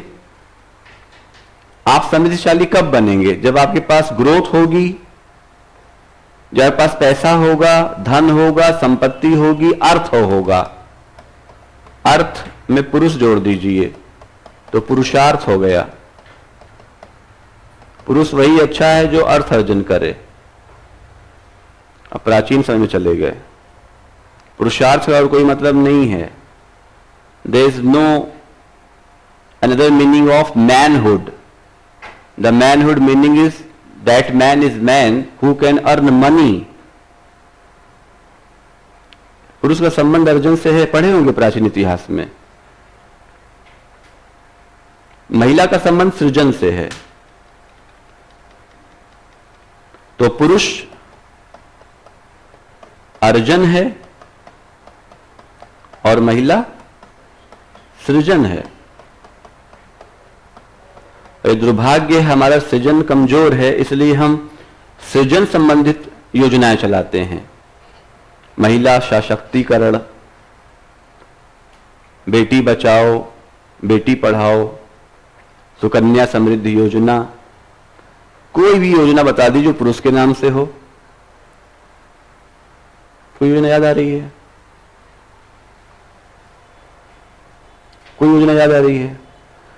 तो योजना चलाई ही जाती हैं जो कमजोर हैं। मतलब ये है कि देश में लड़कियां कमजोर हैं, इसलिए लड़कियों के लिए योजना है। देखिए, आप पढ़ेंगे पर्यावरण या उसमें इकोलॉजी में तो गैंडे वंडे के लिए योजना है। गैंडा विलुप्त हो रहा है। पुरुषों के लिए कोई योजना नहीं है। यानी हम लोग मजबूत हैं। We are living in men dominated society. कितना अच्छा होता है कि हम बेटी बचाओ बेटी पढ़ाओ के बजाय पुरुष को थप्पड़ मारो, पुरुष को सुधारो चलाए होते। कितना अच्छा रहता है। ये भी योजना हो सकती थी। लेकिन देखिए, we are living in men dominated society, और जितनी भी बात करेंगे सब इकोनॉमिक्स है, इसको याद रखिएगा। मेरा मजाक भी इकोनॉमिक्स होगा। अभी आपको समझना है कि सर मजाक कर रहे हैं कि इकोनॉमिक्स पढ़ा रहे हैं। और economics is the behaviour of human, economics the study of human behaviour, कल बताए थे श्री जॉन रॉबिन्सन। तो जॉन रॉबिन्सन ने ये बात कही, रॉबिन्सन ने ये बात कह दी बहुत पहले, और मार्शल ने कह दिया एवरी कंज्यूमर इज रैशनल। और हम बहुत सारे शास्त्रियों का नाम लेंगे क्योंकि हम लगातार 16 साल से ऑप्शनल इकोनॉमिक्स ही पढ़े हैं, इसलिए अब अर्थशास्त्र हमारी आत्मा में है।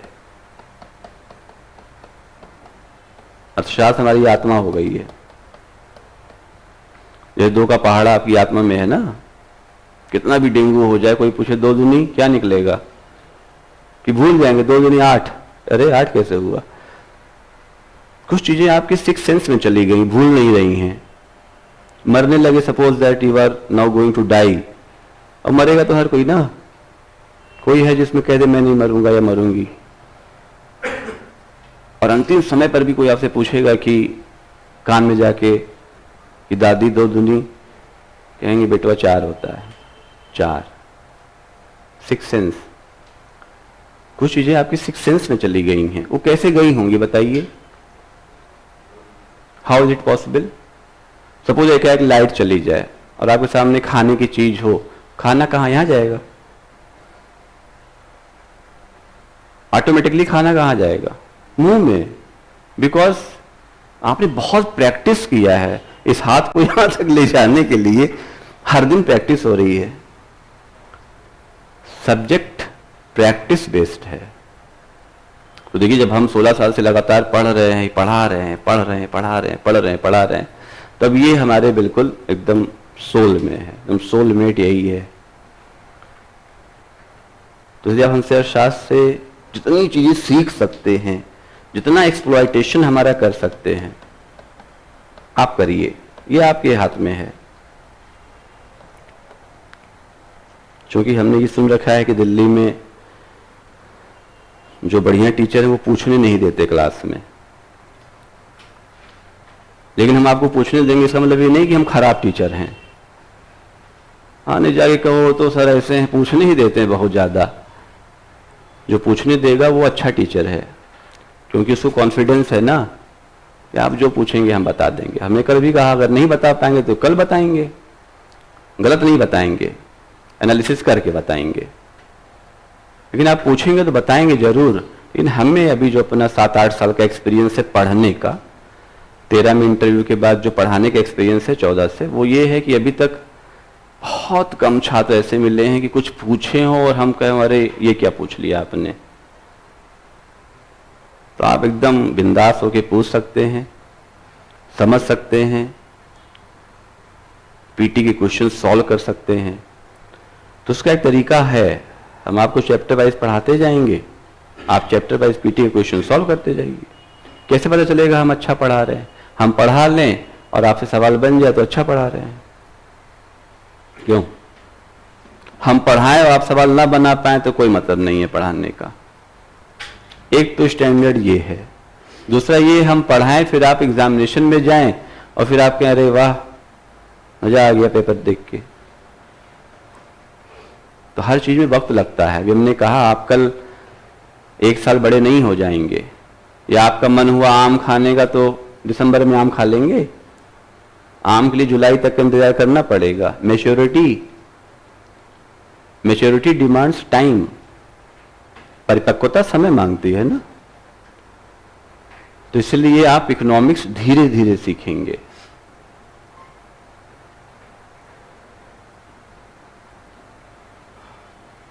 तो आज की बातों से ये स्पष्ट हो रहा होगा कि हम लोग कैसे पढ़ने वाले हैं। हर टॉपिक पर एक गहन विश्लेषण, उसका कॉन्सेप्ट, उससे संबंधित पीटी के सवाल। मेंस में नहीं जाएंगे, जब मेंस चलेगा तब मेंस में जाएंगे, फिर मेंस बड़ा हो जाएगा ना। बेसिकली देखिए हम मेंस के ही टीचर हैं और हम घंटों बोल सकते हैं किसी टॉपिक पर। आप हमसे आर्थिक समृद्धि पर कम से कम 10-12 घंटे बुलवा सकते हैं, हम बोल सकते हैं। आप नोट्स बना सकते हैं, आप निबंध लिख सकते हैं। और बोल कौन पाएगा? जिसके पास शब्दों का भंडार होगा। और लिख कौन पाएगा? जिसके पास शब्दों का भंडार होगा। Communication and writing both are skills. और सीसाइड में इंटरपर्सनल कम्युनिकेशन स्किल भी है कि नहीं? और मेंस में कौन सा स्किल है? Writing skill.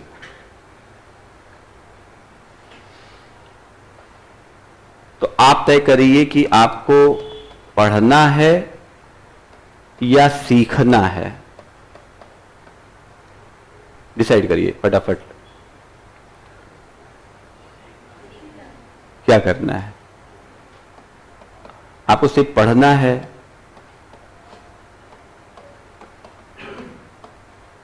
या आपको लर्न करना है?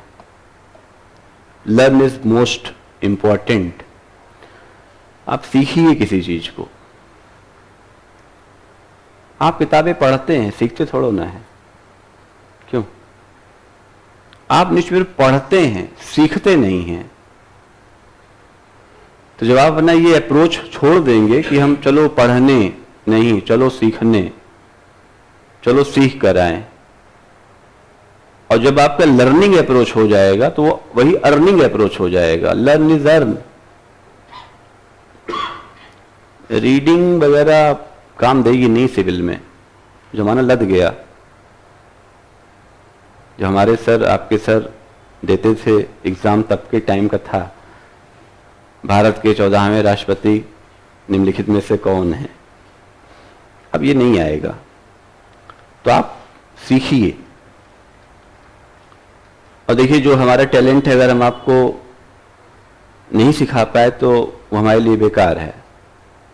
तो जो हमारा टीचिंग टैलेंट है वो ये है कि हम आपको सिखा दें। तो टीचिंग टैलेंट का हम पूरा यूज करेंगे और आपको ये जो सबसे डिफिकल्ट सब्जेक्ट है इकोनॉमिक्स, वो आप सीख जाएंगे। तो एक परिभाषा क्लियर कर दे जो आप अभी तक नहीं समझ पाए। अर्थशास्त्र की बड़ी अच्छी और सिंपल परिभाषा है। अर्थ का मतलब हमेशा धन नहीं होता। अर्थ का मतलब होता है अर्थ। इसका अर्थ क्या है? बोलते ही नहीं, इसका अर्थ क्या है? तो अर्थ का मतलब क्या? मतलब भावार्थ। क्यों? भाव का अर्थ। और कल से आप लोग इधर बैठ जाइएगा, ठीक है? अब मुझे पूरी मंडी ऐसे घुमानी पड़ती है, ऐसे ही घुमाऊंगा सिर्फ। हाँ, जब ज्यादा बच्चे हो जाएंगे तो बैठिएगा कि वहीं पसंदीदा स्थान है आपका। ऐसा कुछ नहीं है तो ठीक है। देखिए, जितना स्मूथ हम रहेंगे उतना अच्छा पढ़ाएंगे ना। अब यहां से लेकर के वहां तक ऐसे करना पड़ रहा है क्योंकि समावेशी विकास जरूरी है, कोई छूट ना जाए। अभी इन्होंने बताया कि सबको लेके साथ चलना है। तो हम यहां से देखते हैं तो देखते देखते फिर यहां तक आ रहे हैं। अब यहां से 2 ही लोग हैं, तो कल से जब कम लोग रहिएगा तो इसी 2 बेंच में हो जाइएगा। तो जब तक आई कांटेक्ट नहीं होगा तब तक आप अच्छा सीखते नहीं हैं। टीचिंग का पहला नियम यही है कि आप अगर कम्युनिकेशन नहीं कर रहे हैं तो आप कुछ सीख नहीं रहे हैं, और टीचर कम्युनिकेट नहीं कर रहा है तो सिखा नहीं पाएगा। राइट? और देखिए, स्कूली शिक्षा तो आप लोग इतने सालों से लेते हुए आए हैं, तो जो टीचर आपसे बातचीत करके आपको सिखाता था उससे ज्यादा सीखने में आपको सहूलियत होती थी। और जो डंडा लेकर आ गया क्लास में,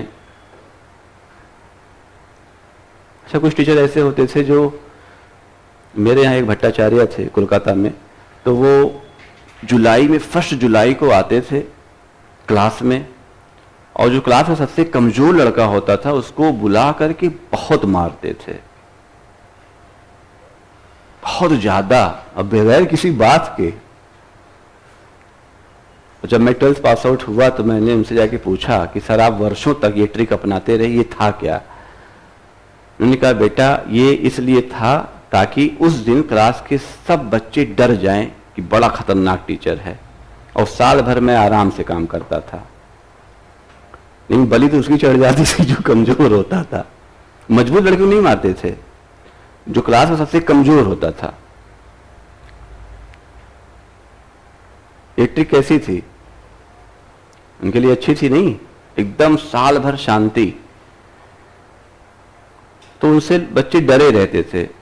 तो जब आप फियर में रहेंगे तो आप एक्सप्लोर नहीं कर पाएंगे, जब आप रिलैक्स महसूस करेंगे तब आप एक्सप्लोर करेंगे, है कि नहीं? जब भी कभी देखिए आप रूम से निकले और आपको लग रहा है कि समय बहुत कम है, जल्दी से जाना है कोचिंग, तो आपको देर हो जाती है। और कभी आप पर्याप्त समय लेकर निकलिए तो आप आराम से पहुंच जाते हैं और कम समय में। इसमें मतलब क्या है? रिलैक्स। तो तैयारी जितना रिलैक्स मूड से करेंगे उतना अच्छा रहेगा। लेकिन कुछ लोग तो देखिए जिस दिन सेंटर रहता है उस दिन भी स्कूटर के पीछे बैठ के ऐसे लेते हुए जाते हैं, वहां तक गेट तक पढ़े रहते हैं। और कुछ तो वॉशरूम वगैरह बहाने भी आगे पढ़ जाते हैं। ये सब ट्रिक नहीं सही है। एक बार कॉन्सेप्ट डेवलप कर लीजिए, एग्जाम के ठीक 15-20 दिन पहले पढ़ाई छोड़ दीजिए, इतना कॉन्फिडेंस आ जाए कि अब हम तैयार हैं। ये अंत समय तक पढ़ने वाली स्ट्रेटेजी, देखिए पर्सनल स्ट्रेटेजी है, हमें तो नहीं समझ में आई, अगर आपको अच्छी लगती तो आप करिए। लेकिन अच्छा वही है ना कि पहले ही कॉन्फिडेंस आ जाए, यहां चलो इकोनॉमी में आएगा कर लेंगे, पॉलिटी में आएगा कर लेंगे, ठीक है। तो देखिए मीन मतलब अर्थ होता है, मतलब, और इकोनॉमिक्स में मीन का संबंध मीन से है, और मीन्स का मतलब होता है साधन, और साधन किसके? उत्पादन के। और उत्पादन के कितने साधन हैं? उत्पादन के कितने साधन हैं? 5। कौन कौन से हैं? आप बोलिए। लैंड, लेबर, कैपिटल और भूमि। हो तो गया, फिर लिखिए भूमि। लैंड माने भूमि, अच्छा लिखना पड़ेगा। लैंड माने भूमि, लेबर माने श्रम, कैपिटल माने पूंजी, और एंटरप्रेन्योरशिप,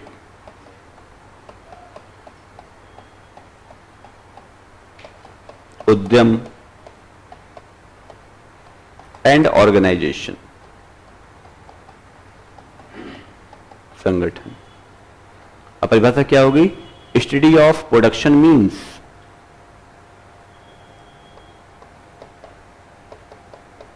उत्पादन के साधनों का अध्ययन अर्थशास्त्र है। धन का अध्ययन अर्थशास्त्र नहीं है। आ गया? अर्थ मतलब मीन मतलब मीन्स मतलब साधन। किसके साधन? उत्पादन के। उत्पादन के 5 साधन है। और उत्पादन है क्या? उत्पादन ही आय है। तो लैंड से हमें लगान मिलेगा। भूमि से क्या मिलता है? लगान, रेंट। श्रम से हमें मजदूरी मिलती है, वेजेस। पूंजी से क्या मिलता है? इफ यू हैव कैपिटल, आप क्या अर्न कर सकते हैं? ब्याज, इंटरेस्ट, राइट। उद्यम से क्या मिलेगा? उद्यम से क्या मिलेगा? आपका क्या नाम है? विकास। बताइए विकास, उद्यम से क्या मिलता है? कुछ तो मिलता होगा उद्यम से। सोच मिलती है। हमको तो कभी नहीं मिली सोच। क्या मिलता है? को बताइए, कुछ बताइए, कुछ तो दिमाग में चल रहा, कुछ बता दीजिए। देखो सोचोगे तो अभी सीख पाओगे। बार बार कह रहे आप बताइए कुछ। गुड़ मिलता है, भेली मिलता है, बकरी मिलता है, कुछ बता दीजिए। उद्यम से लाभ मिलता है, साहस लाभ देता है। If you are taking risk you will gain. क्यों? साहस से क्या मिलता है? लाभ ना। ये जो आप सब कर रहे हो तैयारी, ये साहस है। इसके बाद बन जाओगे आईएएस तो क्या मिलेगा? लाभ। और संगठन से क्या मिलता है? वेतन। रिलायंस एक संगठन है, रीयूनियन आईएएस एक संगठन है, और ये सब आय के साधन है। कुछ नहीं है, घर में जमीन है, आप कमा सकते हैं, रेंट, लगान। दिल्ली के मुखर्जी नगर में लोग क्या कर रहे हैं? किराए पे तो कमा रहे हैं। कोई फैक्ट्री हो लगी मुखर्जी नगर में? मुखर्जी नगर में जो कौन सा धंधा चल रहा है? रेंटल। कोरोना समझ में आ गया था सबको। कोरोना में सब फकीर हो गए थे, पता है कि नहीं? 10-10 हजार का जो कमरा था गांधी विहार, नेहरू विहार में, वो सब कितने का हो गया था? 2-2 हजार का, 3-3 हजार का, 4-4 हजार का। रीजन क्या था? कुछ है ही नहीं। तो अगर आपके पास लैंड है, you can earn rent. If you are labour, you can get wages. If you have capital, you can sacrifice it and you will get interest. जब आप अपनी पूंजी का त्याग करते हैं तब आपको ब्याज मिलता है. तो आप बैंक में गए, आपने अपनी पूंजी रख दिया तो क्या मिलेगा? Interest, FD, fixed deposit. और अगर आप साहसी हैं तो आपको लाभ मिलेगा. और अगर आप संगठन बना लें तो आपको अच्छी खासी इनकम मिलेगी. तो अर्थशास्त्र क्या है? साधनों का अध्ययन, स्टडी ऑफ मीन्स. अर्थव्यवस्था क्या है? उन साधनों से मिलने वाले प्रतिफलों का अध्ययन. राष्ट्रीय आय कहां पढ़ते हैं? राष्ट्रीय आय उत्पादन से जो प्राप्त होता है वही आय है. तो जो उत्पादन है वही आय है. और आय का मतलब क्या होता है जो बताए? अर्थशास्त्र परिभाषा क्लियर हुई तो घिसी पिटी परिभाषा मत पढ़िए. अर्थ का अध्ययन, अनर्थ का अध्ययन, वो सब नहीं. धन का अध्ययन. अर्थशास्त्र वह है जो उत्पादन के साधनों का अध्ययन करता है. और आय क्या है? आय किसे कहते हैं? आपका क्या नाम है? बताइए प्रांजलि, आय क्या है? ये बहुत छोटे शब्द पूछ रहे हैं हम. डेली आप ये कहते हैं ना, कोई आपसे मिलता भी पूछते हैं तुम्हारी क्या आय है? हाँ, उत्पादन तो है आप, लेकिन अब भूल जाइए उत्पादन. नहीं, आय है क्या? हम सिर्फ आय पूछना चाहते हैं. उत्पादन से मिलने वाला लाभ, उत्पादन से जरूरी थोड़ा लाभ ही मिले. हाँ बताइए. उत्पादन मिलने वाला आय है. तो आय क्या है? अरे हम कोई शब्द पूछे उसको डिफाइन करेंगे ना आप. हम पूछे एप्पल, कह रहे हैं सेब. सेब क्या है? एप्पल है. अरे सेब क्या है ये बताइए. कहिए सेब एक फल है जो लाल रंग का होता है, कभी कभी पीला मिल जाता है, अंदर बीज होता है. हम उस सेब की विशेषता या सेब के बारे में जानना चाहते हैं. हाँ, उद्यम का परिणाम तो लाभ है, ये बताया हमने. सिंपल सीखिए. आय मतलब आना, संस्कृत शब्द है ना आय. जो आपके पास है वही आपकी आय है.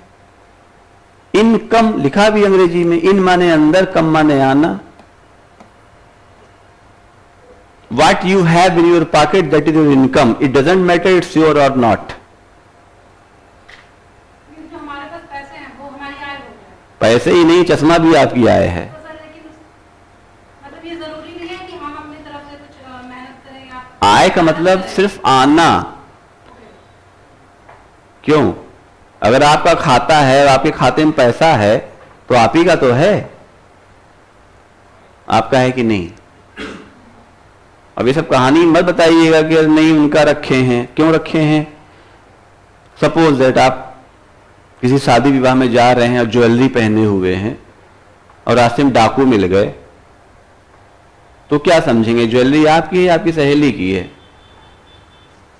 कहेंगे उतारिए सारी ज्वेलरी. कहेंगे अरे नहीं ये तो मेरी सहेली की है, बहू मारेगी हमको.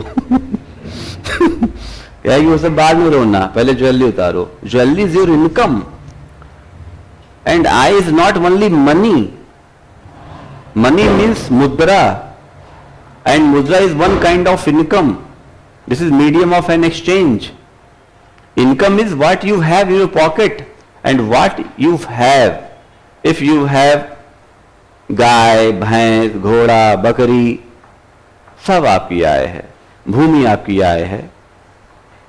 समझ में आ रहा है? ऐसे समझना होगा economics. Production is income, that is one concept, and income is everything what you have, that is definition of by Amartya Sen. आय वह है जो आपके पास है, और आय संस्कृत शब्द से मतलब होता है आना। अब देखिए, अगर इंटरव्यू पूछ ले आपसे तो बताइए राष्ट्रीय आय, तो जो राष्ट्र के पास आ रहा है वो राष्ट्र की आय है, जो राज्य के पास आ रहा है वो राज्य की आय है, जो नागरिक के पास आ रहा है प्रति व्यक्ति आय है। राइट? तो राष्ट्रीय आय की संकल्पना कैसे बन गई? राष्ट्रीय आय की संकल्पना में सी सिटीजन, फिर फैमिली, फिर रीजन, फिर स्टेट, फिर कई स्टेट को मिला करके नेशन। राष्ट्र की आय तो बहुत दूर है ना।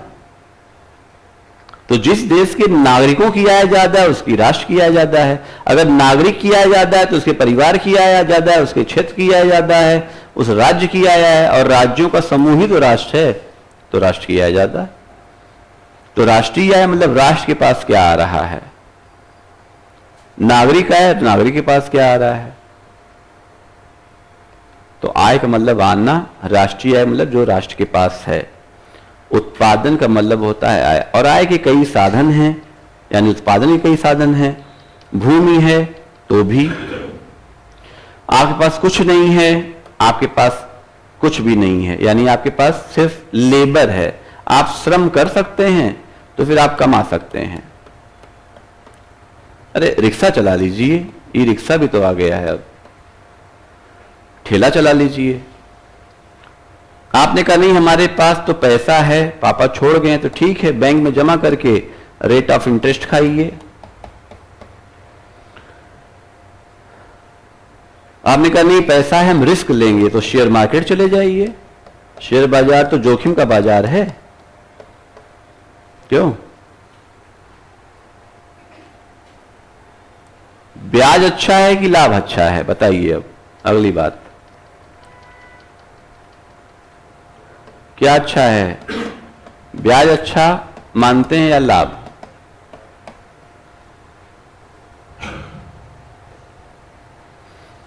देखिए आप लोगों को बोलना तो पड़ेगा।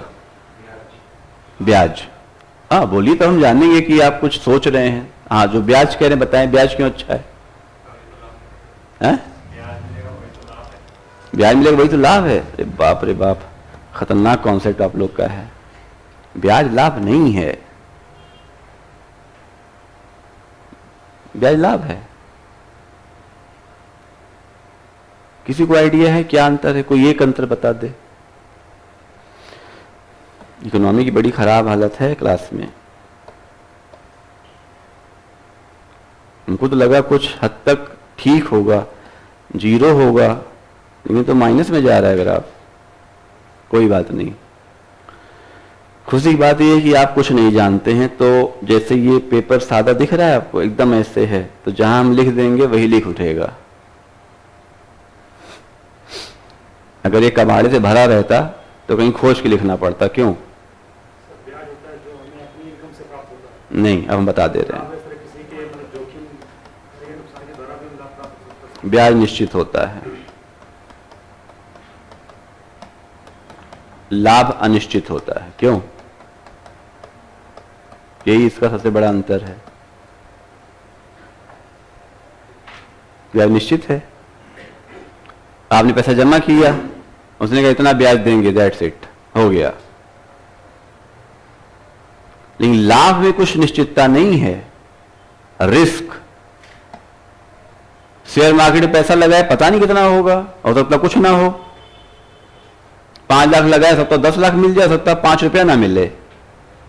तो लाभ अनिश्चित है, profit is uncertain and interest is certain. तो ब्याज का खेल कौन खेलता है? आपको क्या चाहिए? अनसर्टेनिटी चाहिए कि सर्टेनिटी चाहिए? सर्टेनिटी चाहिए। आप डरपोक हैं क्योंकि आप रिस्क नहीं ले सकते। लाभ खतरनाक लोग लेते हैं। बिल्कुल वैसे जैसे हमने कल बताया था, नदी नहाने जाइए, एक डूब कर नहा रहा है तैराक, एक लोटा लेके नहा रहा है, नदी दोनों नहा रहे हैं। हु इज सेफ मोर, डूबने वाला या लोटा वाला? लोटे वाला सेफ है। The nature of Indian economy is very safe. हम रिस्क नहीं लेना चाहते, इसलिए हम सुरक्षित हैं। और डरपोक हमेशा सुरक्षित होता है। क्यों? कहीं दंगा हो आप भाग जाइए पीछे से सुरक्षित। और जो जोखिम लेता है वही आगे बढ़ता है। देश का सबसे बड़ा रिस्क कौन ले रहा है? किसान। खुले आसमान के नीचे लाखों की फसलों को छोड़ देता है, चाहे भैंस चरे, चाहे बारिश हो, चाहे सूखा पड़ जाए, छोड़ता है कि नहीं? अब ये अलग बात है, उसको गेन नहीं हो रहा है। लेकिन जो हम लोग सोचते हैं कि ब्याज अच्छा है अच्छा, लेकिन वो आपके कैरेक्टर को नहीं दिखाएगा।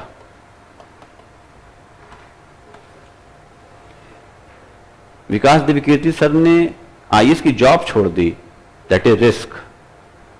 आप लेखपाल की नहीं छोड़ पाएंगे।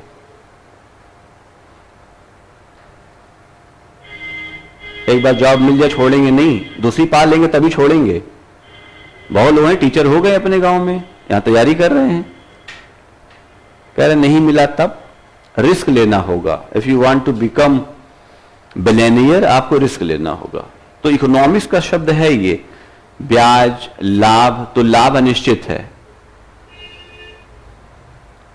आप रिस्क लेंगे तो आपको लाभ मिलेगा। और 10 लाख की गाड़ी ले लिए हैं और 2000 रुपए पे चलवा रहे हैं, वही तो ब्याज है आप 10 लाख की गाड़ी खरीदे और उसे रेंटल चलवा रहे हैं। देखिए हम तो ये काम नहीं कर पाएंगे कभी पर्सनली, 10 लाख की गाड़ी को 2000 की दे दें, वो जरा गड्ढे में गिरा के चला है। संभावना है कि नहीं? लेकिन देखिए आप जो 10 लाख की गाड़ी दे रहे हैं, जो लोग, बहुत लोग गाड़ी किराए चलवाते हैं ना, तो जो 10 लाख की गाड़ी आप दे रहे हैं, आप लालच में दे रहे हैं 2000 मिल जाएगा, लेकिन तो आप बड़ा अमाउंट आपने लगा के 2000, 10 लाख लगा के आप 20 लाख कमाइए। यानी आपकी सोच, तो इकोनॉमी सोच को भी दिखलाती है कि आप कैसा सोच रहे हैं। और फिर अगला था संगठन। तो चाहे प्राइवेट ऑर्गेनाइजेशन हो, चाहे गवर्नमेंटल ऑर्गेनाइजेशन हो, ये सब आपको सैलरी देंगी, वेतन।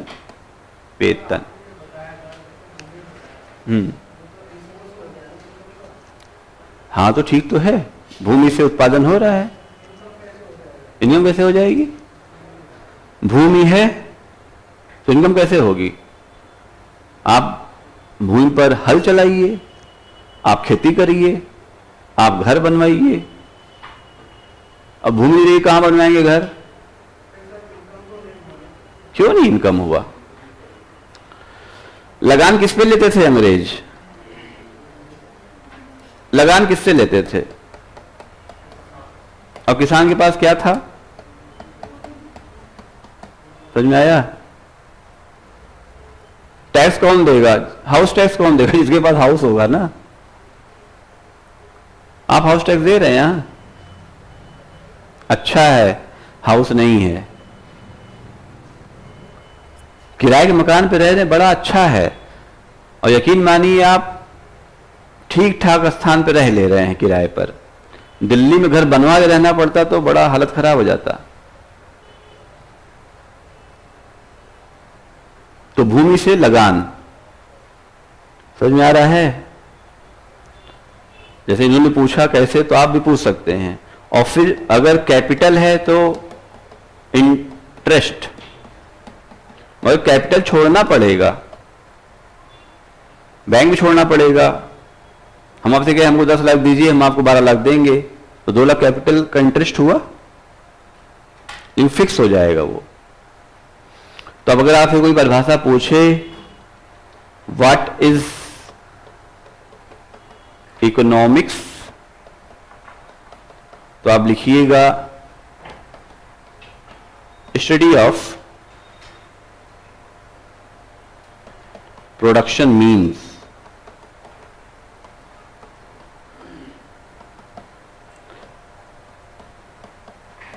उत्पादन के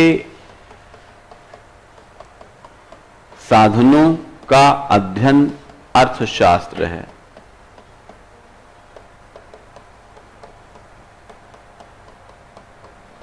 ठीक। और कोई आपसे पूछे what is an economy, definition of economy,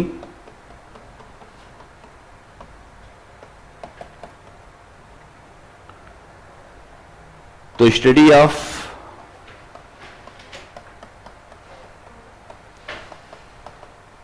production means returns, उत्पादन के साधनों से मिलने वाले प्रतिफलों का अध्ययन क्या है? अर्थव्यवस्था है। व्यवस्था, देखिए शब्द में लिखा है ना, व्यवस्था, मैनेजमेंट। तो जब हम व्यवस्था का अध्ययन करेंगे तो बड़ा होगा। तो इकोनॉमी MACRO में आती है। सिद्धांत इकोनॉमिक्स कहलाते हैं। अब समझ लीजिए एक बार और। तो हमने कहा कि अगर इकोनॉमिक्स आप पढ़ते हैं, इकोनॉमिक्स,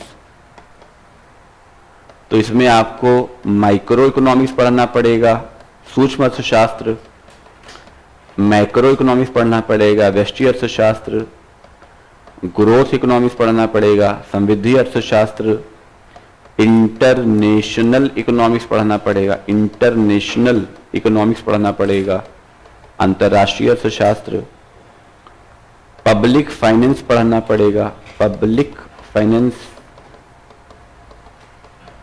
लोक वित्त, मॉनेटरी इकोनॉमिक्स पढ़ना पड़ेगा, मौद्रिक अर्थशास्त्र, मॉनेटरी, और साथ में एक और पढ़ना पड़ता है, उसको हम कहते हैं इंडियन इकोनॉमी।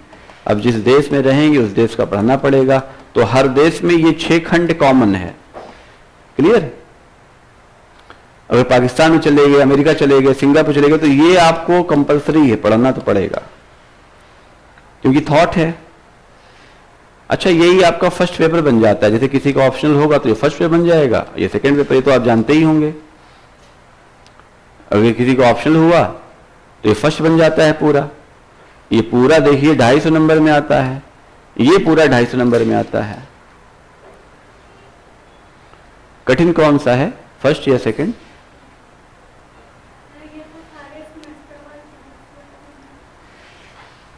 कठिन कौन है, टफ कौन है, फर्स्ट पेपर या सेकंड पेपर?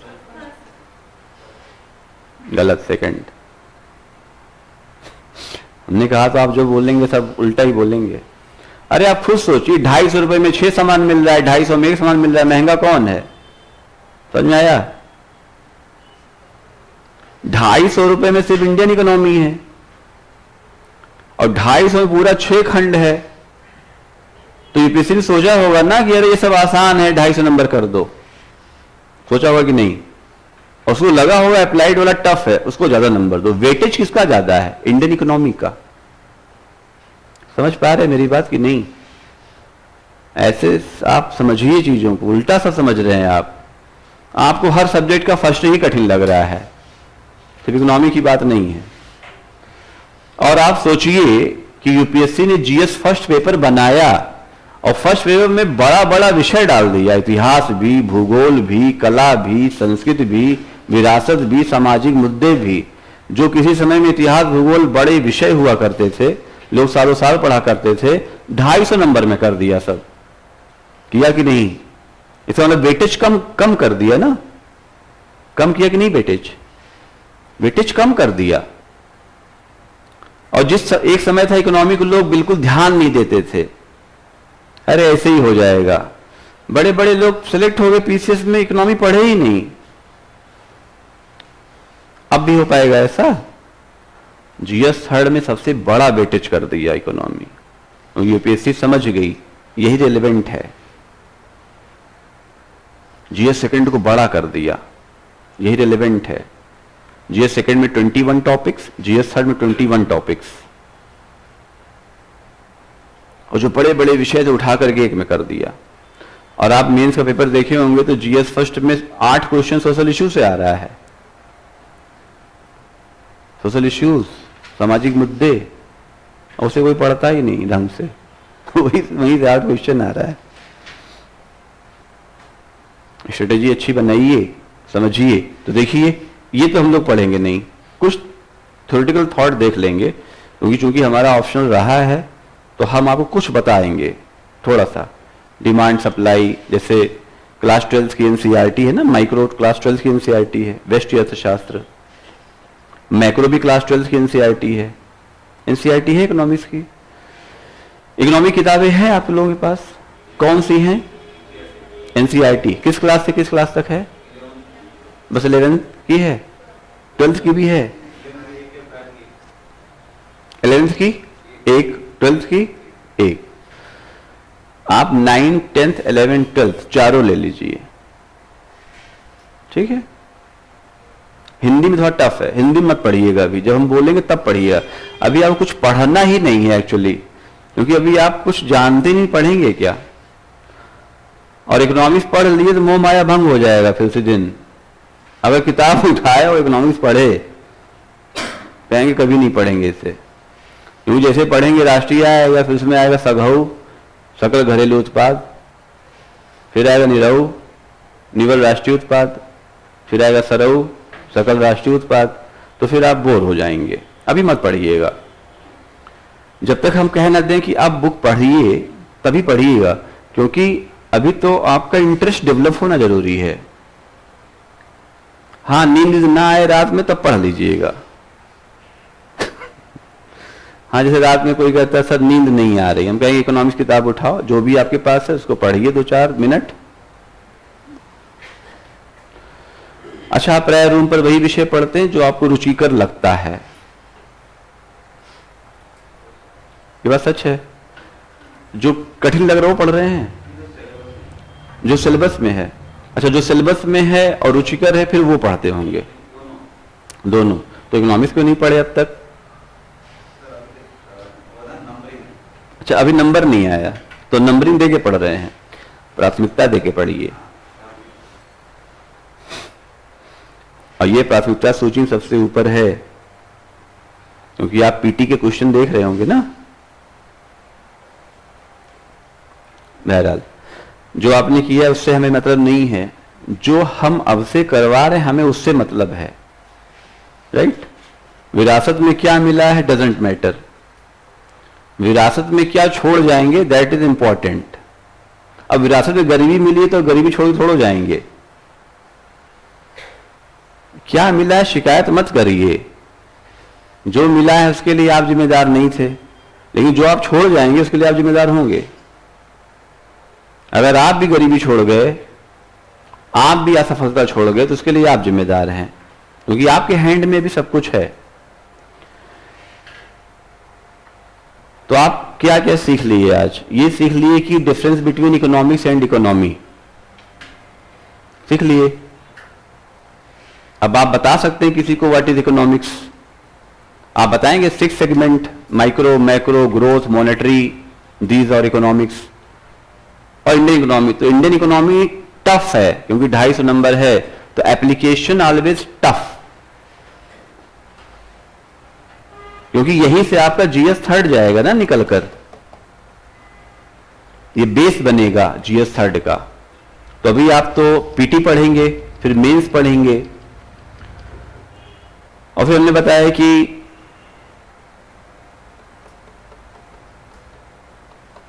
इकोनॉमिक्स में ही इकोनॉमी है, तो इसका मतलब ये हो गया इकोनॉमिक्स बड़ा है, इकोनॉमी छोटा है। एक खंड है सिर्फ इकोनॉमिक्स का। कोई ऐसे पूछे इकोनॉमी क्या है, आपका ये एक खंड है बस। और आपके लिए जो जीएस वाला पोर्शन वो यही है, और जो हम लोग का टॉपिक है वो सोशल इकोनॉमिक डेवलपमेंट है। क्या है टॉपिक का नाम? सामाजिक आर्थिक विकास, social economic development. Social economic development, किसी समाज का विकास कब संभव है? जब उसका आर्थिक विकास हो जाए। सामाजिक विकास का संबंध आर्थिक विकास से है। मलिन बस्ती है, अच्छा फंड मिल जाए तो अच्छी बस्ती हो जाएगी। कुपोषण वाली बस्ती है, अच्छा विटामिन, प्रोटीन, कार्बोहाइड्रेट मिल जाए यानी पैसा मिल जाए तो अच्छी बस्ती हो जाएगी। क्लियर है? इसलिए सामाजिक आर्थिक, देखिए यूपीएससी ने बड़े बहुत ही सोच समझकर शब्दों का चयन किया है। आर्थिक सामाजिक विकास, सामाजिक आर्थिक विकास, economic social development, social economic development. Social 3 यहां है, जीएस फर्स्ट में सोशल इश्यू, जीएस सेकंड में सोशल जस्टिस, जीएस थर्ड में सोशल डेवलपमेंट। क्लियर? और यही तीनों मिला के जब चौथे में जाएंगे तो आपका ओवरऑल कवर करेगा, और जब चारों पेपर मिला देंगे तो निबंध बन जाएगा। निबंध है क्या? GS first, second, third, fourth का कॉम्बिनेशन। क्योंकि किसी भी निबंध में आप भौगोलिक, ऐतिहासिक, सामाजिक, न्यायिक, आर्थिक, नैतिक, यही तो लिखते हैं निबंध में। हाँ ठीक है, निबंध में क्या यही लिखते हैं। तो समझिए, तो सोशल इकोनॉमिक डेवलपमेंट हमारा टॉपिक है। तो सोशल इकोनॉमिक डेवलपमेंट में हम लोग पहला जो पढ़ेंगे वो है इंट्रोडक्शन, और इंट्रोडक्शन में हम लोग नेचर की बात करेंगे। तो नेचर कैसा है हमारी इकोनॉमी का, नेचर कैसा है, यही सवाल पूछ लेगा। What is nature of our economy? आप लोगों को समय क्या बताया गया है? 6 से 8, 6 से 8 ही पढ़ाएंगे ना? ठीक है, तो 5 मिनट और पढ़ सकते हैं, 5 मिनट पढ़ सकते हैं ना? गेट वेट नहीं बंद होना है। तो थोड़ा सा फ्राइडे सैटरडे में टाइम रखिएगा, क्योंकि मेरी क्लास 2 ही दिन होगी, और फ्राइडे सैटरडे में थोड़ा सा समय हम ज्यादा लेंगे। तो अगर कभी 8:15 हो जाए तो कोई इश्यू, कोई दिक्कत नहीं। दिल्ली में है, कोई गांव में थोड़ो ना है कि किला बंद हो जाएगा, दरबान आगे आ जाएंगे, ताला वाला लग जाएगा, ऐसा कहीं है क्या?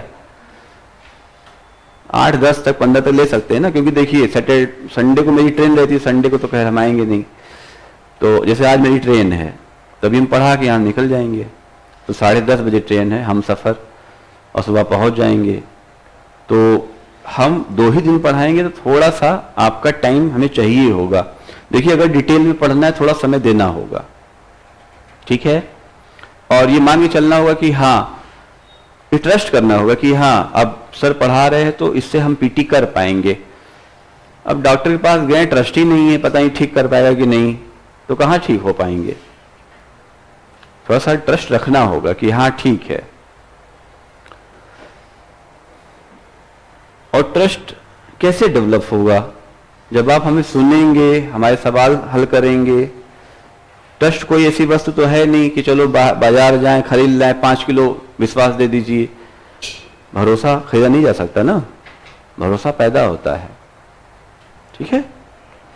तो इसमें हम लोग नेचर की बात करेंगे। तो हमारे पास मौका था कि हम सोशलिज्म अपना लें, हमारे पास मौका था कि हम कैपिटलिज्म अपना लें, कैपिटलिज्म यानी पूंजीवाद।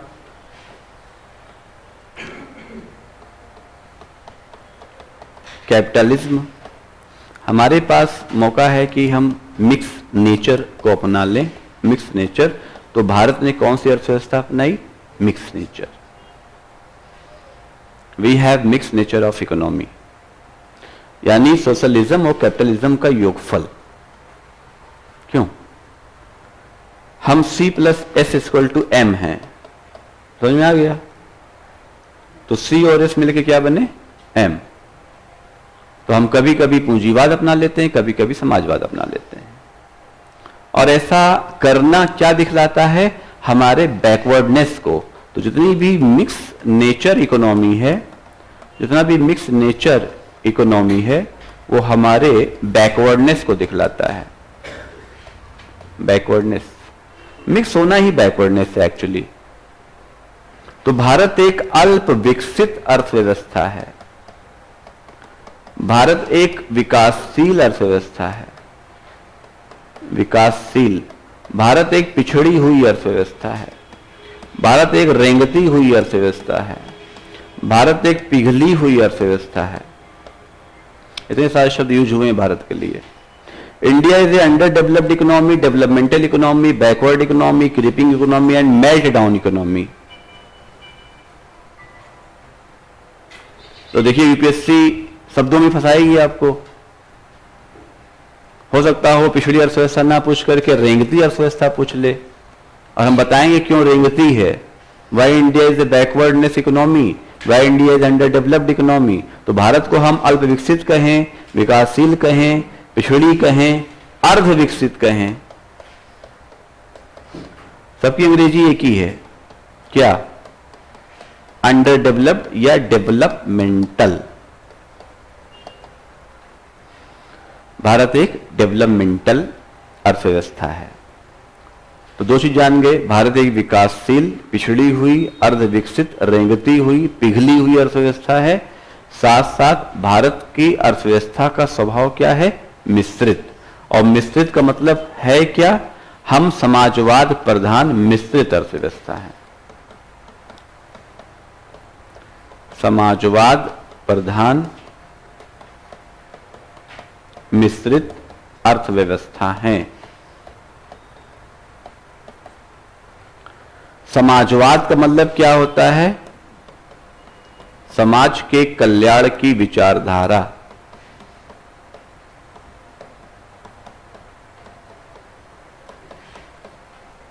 मिश्रित में भी समाज है और पूंजी है, तो दो बार समाज मिल गया। इसलिए हमारा इकोनॉमी का नेचर कैसा है? सोशलिस्टिक, सोशियोलिस्टिक।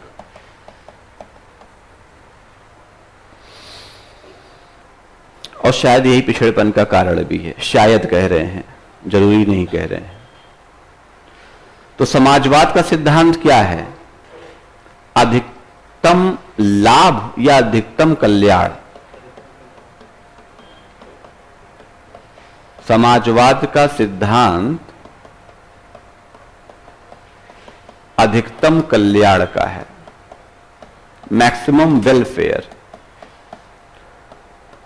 पूंजीवाद का सिद्धांत क्या होगा?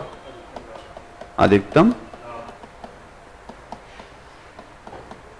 चलिए बस यहीं पे क्लास ओवर करेंगे, ठीक है? इतनी बात आप जानेंगे और उम्मीद करता हूं कि अगली क्लास में भी हम सभी लोग मिलेंगे, ठीक है?